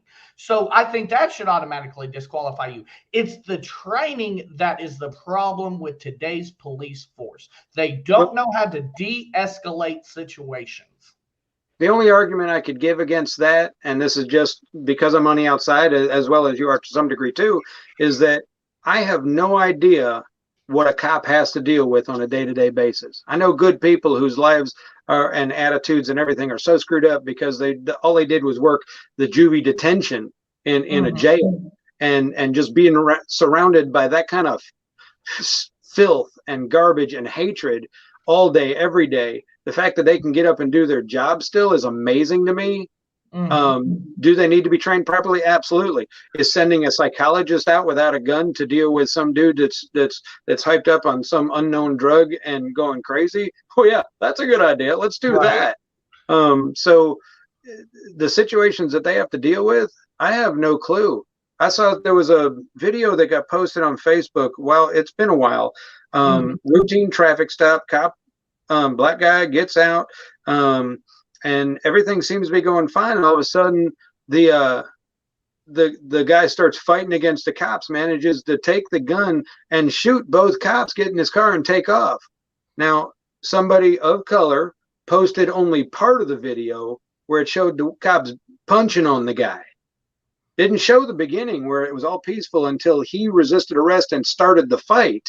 Right. And they're like applauding him, way to go, way to fight back. It's like, what is wrong with you people? Get the whole story. And again, it's not about color. It's about, do what you're told. Quit breaking the law. Let's start there. I don't care what color you are. Right. There's a reason, and I'll get in a whole lot of trouble for making the statement. I listen to Candace Owens a lot. Okay, the facts are that there are more black people in prison. There are more black people doing violent crimes than white folk. They're 13% of the population. Okay, that's roughly the statistic. But they commit 50 to 60% of the violent crime. It's disproportionate that way. They're doing more violent crime at such a lower population. And just to bring in a side note from way over here, the reason that the population is like that is because the majority of them, most of the abortions are black by statistics. And it was the whole abortion thing, Planned Parenthood, if you listen, depending on if you like Candace Owens or not, was initiated to try to control their population. This is absolutely wrong, every bit of it. I love my diversity. Hey, bring them in. I got friends on every side of the spectrum. I don't care what color you are. Treat people decent. That's it. Be a positive force on this planet, for crying out loud. Quit being a libtard. Absolutely. But not everybody shares that view. I mean, and there are police that don't take the time to find out what's going on. Agreed. Sometimes, but it's a minority. Over the past year, I've kind of seen what Sean used to say, there's no such thing as good cops. And I'd say, why, Sean? And he'd respond with, if there were good cops, they'd turn in the bad cops. And I've kind of seen what he meant over the past year. I think we finally made a breakthrough with the Chauvin case specifically, in that we finally saw a police force turn against a guy who did something wrong. Beforehand, we hadn't seen that. Beforehand, there were threats against these good cops that, hey, motherfucker, you better not, something will happen to you if you tell on me, type of thing. Now that's not there. And I feel like that the police and policing in this country is potentially in a better place because that stigma, I'm going to call it a stigma. I don't know if that's the right word, but that's not hanging over these cops where, hey, if you turn in this guy could, do something to you. You know what I mean? I feel like that's finally been broken with the Chauvin case. I have nothing to back that up, but I feel like it's definitely at least a great leap towards a good place with this. But once again, to blatantly say that all cops are bad, I think is also incorrect. There are absolutely great cops in this world. I don't know how many cops that I follow on Instagram, TikTok, Facebook, all that good stuff, that, when the Chauvin situation happened, they were like, this dude's a bastard. Nobody taught him that fucking chokehold. And yeah, that's, and they came out and said that. I feel like we're in a better place today after the Chauvin trial where we saw that happen than we were before and prior to it. Because, and correct me if I'm wrong, that may be the first time we've seen that on that scale of people in this brotherhood of police officers actually, turn against one of their own, so to speak. No, I'd probably agree with you on that. I mean, during the whole process and everything, there were statistics brought out. There weren't that many unarmed black men, because it's always about the unarmed black man. It's never about an unarmed white guy. There was more unarmed white guys that were shot by cops than there were unarmed black guys. Those are facts. But there's more of us, so whatever. But they needed to. In the video when the guy's like, hey, I don't notice a pulse, when the other cop said that, Okay, somebody should have stood up at that point and gotten Chauvin off the dude's neck.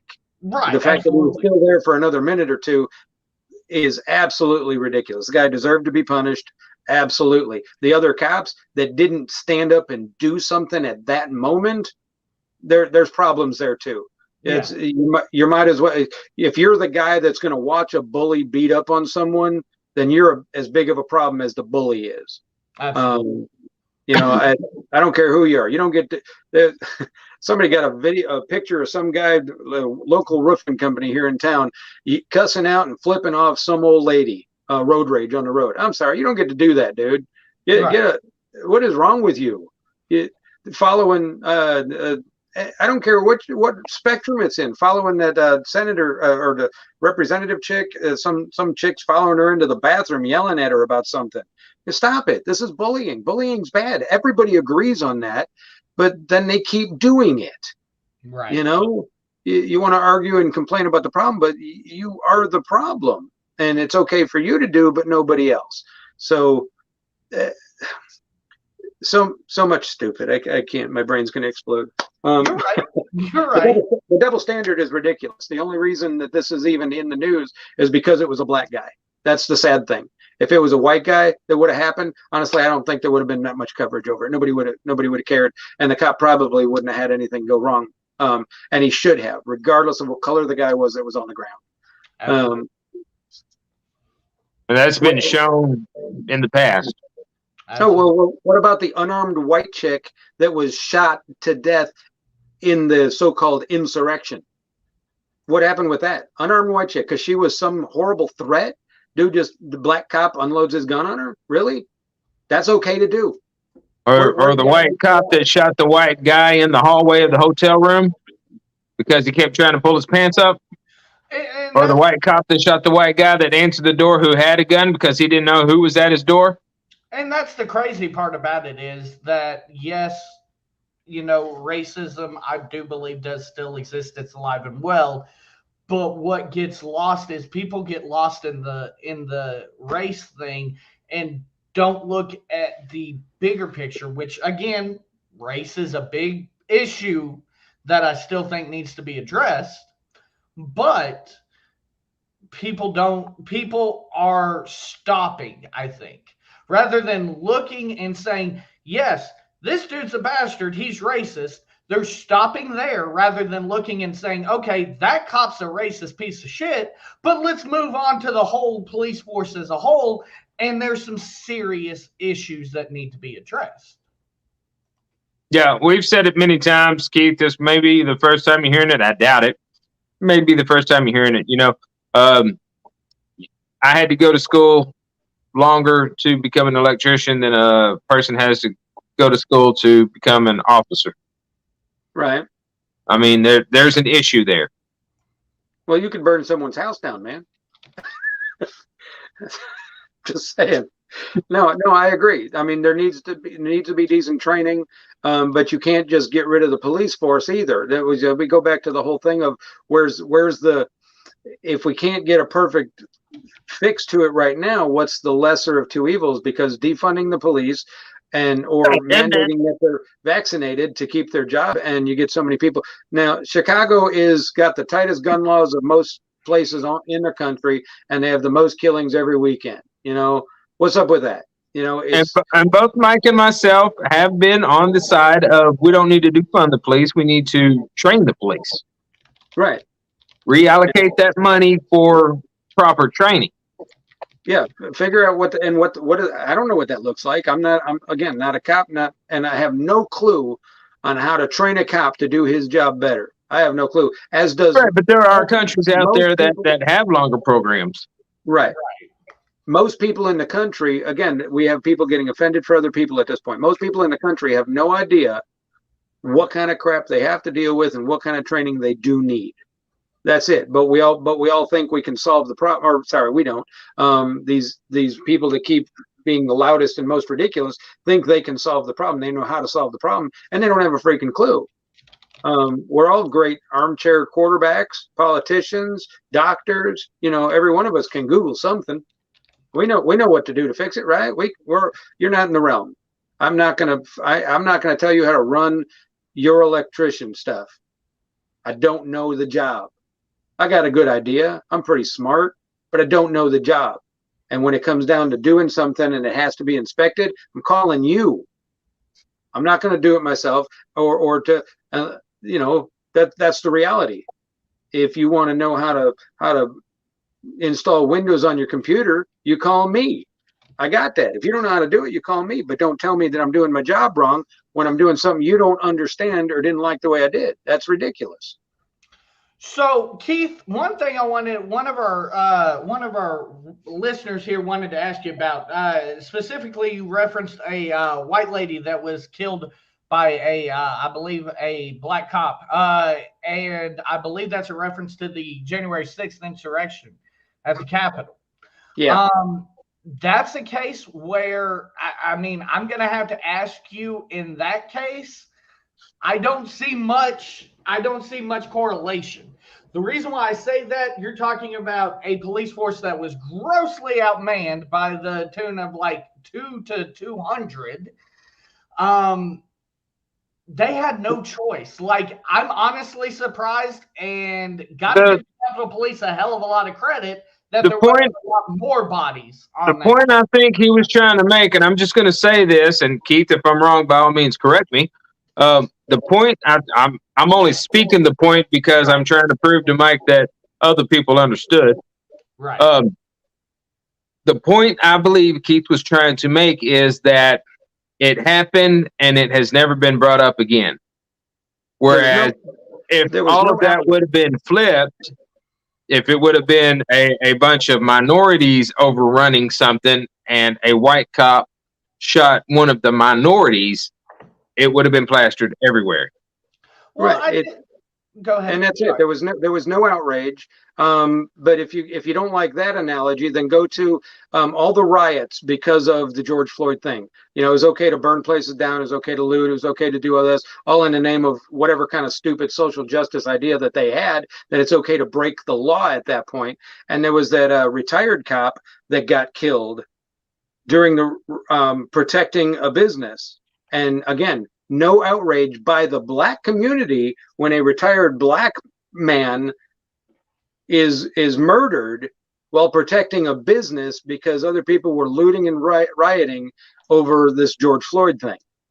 Well, it's never okay to break the law the way they broke. Well, let me rephrase that. Because that'll get me in a lot of trouble. It's not okay to steal somebody's stuff because somebody else was murdered. And I used murdered with George Floyd. I'm good with that. But it's not okay for you to go steal someone's stuff because of it. So Keith, I can only reference in this case what I witnessed myself as a part of the protest here in Little Rock, Arkansas. And my situation was everybody was peaceful. I was there. I saw it. Everybody was peaceful. Were there knuckleheads? Yes, there's going to be knuckleheads in any sort of protest. There were knuckleheads who broke. They were still fired upon. Medic tents that were there and had medical professionals and were marked as medic tents were gassed. And that's a case where I don't see the government actually doing something right. These people were told to, they were peacefully there, a constitutional right, and they were gassed on Capitol grounds because they were sitting down. When they were told, hey, chill out, they sat down and they were gassed. You're talking about a medical tent that was clearly marked. That violates even rules of combat. No, I'm in full agreement with you. That's stupid. If there was no violence, and this is why people are angry. So yes, I mean, you can bring up there is knuckleheads in every group, but I tend to believe that in a lot of cases, these people that were breaking into targets and looting targets and stuff like that, I tend to believe those are the minorities who weren't there for the cause, so to speak. Right. They were there to break the law, period. So, they used it as an excuse to go steal stuff. And again, not the majority. It was minorities, but there was a lot of them. I've watched the videos over and over. You see them; they're burning places down. Really? They lit a church on fire, for crying out loud. I just can't find any semblance of reality of how that. What does that have to do with anything with the George Floyd? How does that help a cause? Yeah, again, you're not being a positive force on the planet or in this country, and you can't help anybody at that point. You're part of the problem. You're not part of the solution. But too many people pointing out the problem and not being part of the solution is a huge problem in America. Quit being part of the problem. If you think racism is a big problem, okay, don't be a racist. And you convince everybody in your circle to not be a racist. Teach them a better way. Pointing out a problem without a solution does not help. It creates a bigger problem. Absolutely. Okay, let's go ahead and wrap things up because we're overtime here for the night. Okay, American Idiot of the Week this week again. I mean, we're setting records here. I think he may be vastly approaching Donald Trump. Joe Biden again continues to ignore the issues other than COVID-19 in this country, and it's going to cost him in 3 years. In 3 years, it's going to cost him if he doesn't get to work with actual key issues in this country. And you can still work on COVID, but you have other things in this country, and this country's unfortunately going to hell right now as from an economic standpoint, because all he wants to do is focus on COVID. Manny, we'll go ahead and go to you so we can give Keith a second to figure out his American Idiot of the Week. Well, my American Idiot is actually American Idiots of the Week. That's going to go to Loudoun County School Board members who in Vicksburg, Virginia, decided it was good to push the cops to arrest a man who was there speaking his mind when they were talking about school safety and the fact that his 9-year-old daughter had been raped after they failed to sweep it under the rug properly. Okay, I'm going to need you to rewind that fully and run that by me one more again. What? A gentleman went to a school board meeting, first he had ever attended, because his daughter had gotten raped. His 9-year-old daughter had gotten raped by a boy who put on a dress and said he was a female. Right. The boy has been charged with forcible sodomy. Okay, so good. he raped this girl. Right. And because the dad was speaking out about it, trying to find out what the school was planning to do about the safety of the children in the school, the school board had the police arrest this man.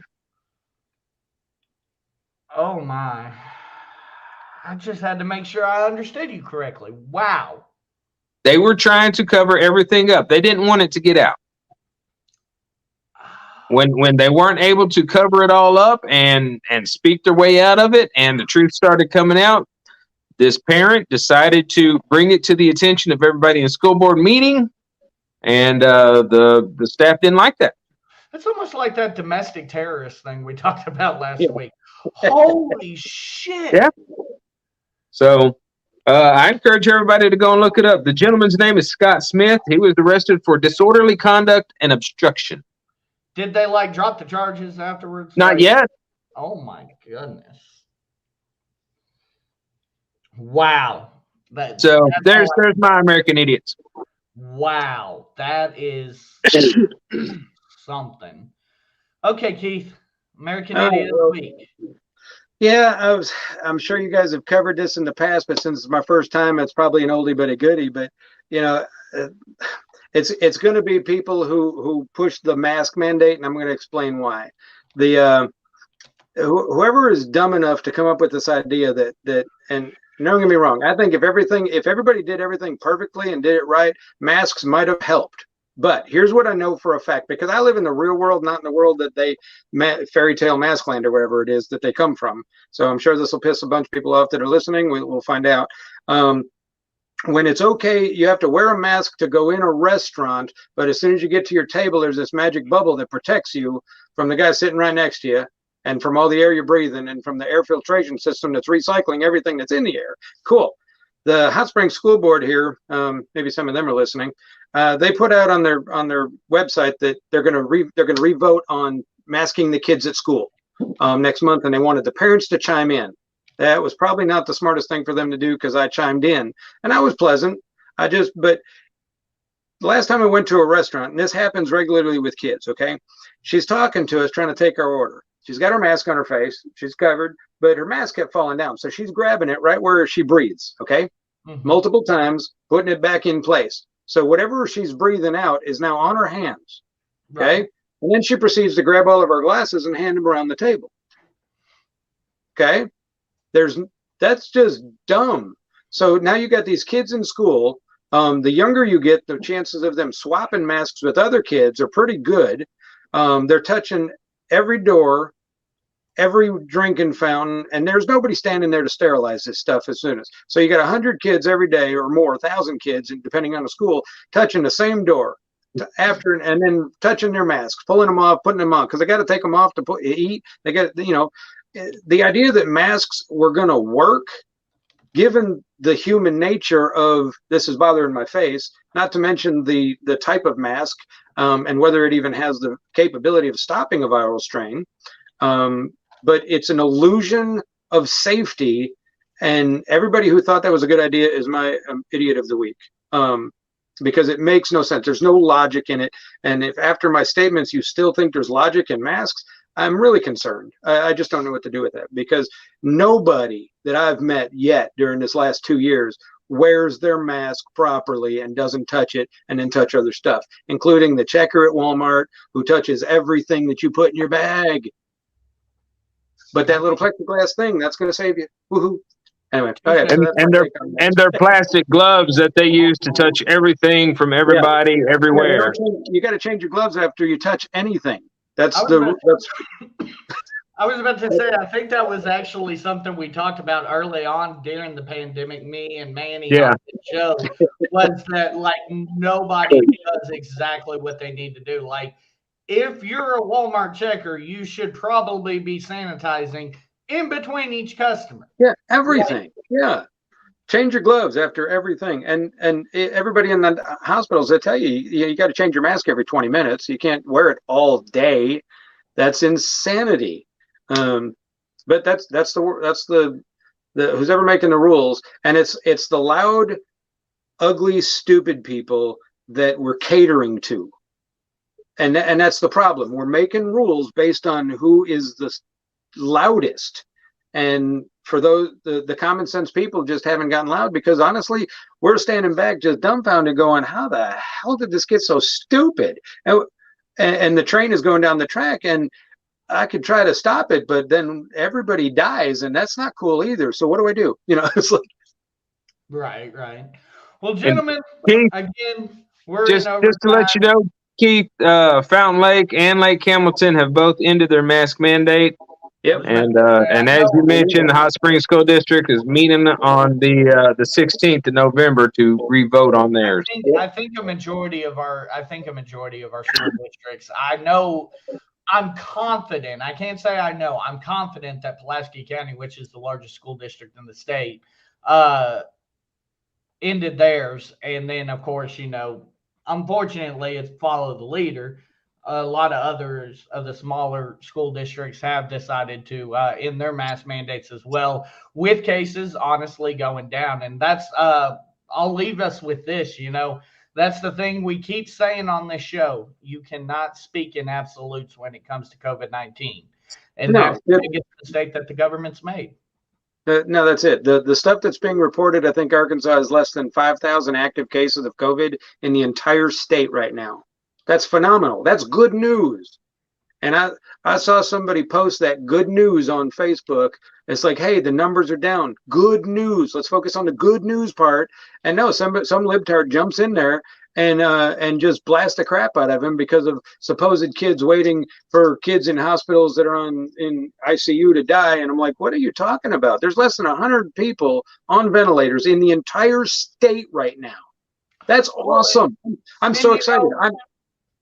Me and Manny, and I ate crow for this. I said, I'll eat all the crow that I need to eat. I was one of the biggest proponents for, hey, let's get this mask. Let's make sure kids, when they first come to school, wear the masks. And I ate some crow. I thought we were about to see a large spiking once school started, and we didn't see that. And when I saw that, I was like, Manny brought up a good point. He said what we did was we really entrusted parents to make smart decisions for their kids.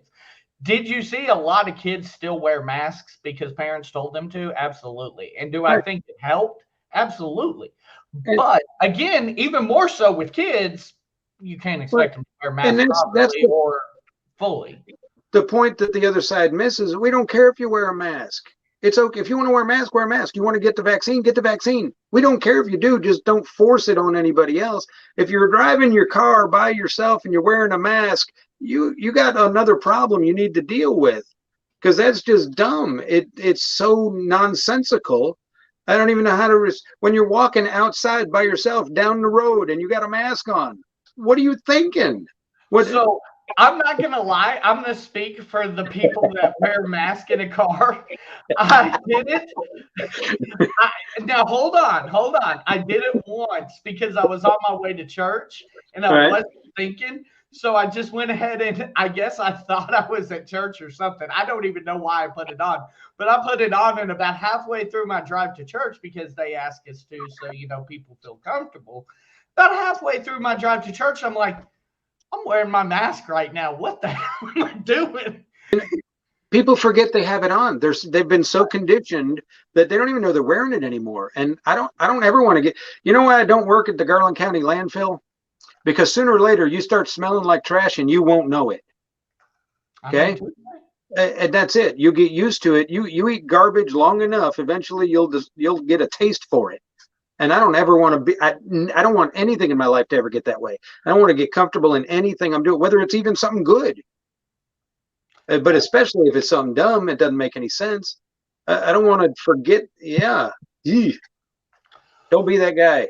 Don't be that guy. Well, ladies and gentlemen, we're pretty much going to wrap things up here. We're a little bit over time for the night. I do appreciate you for coming on, Keith Manic Hispanic. And Keith, I do want to let you know we kind of stay on after the show ends. So yeah, I was about to say we can talk after the show ends, but we will holler at you guys next week, same time, same place, 7:30 p.m. We'll see you then.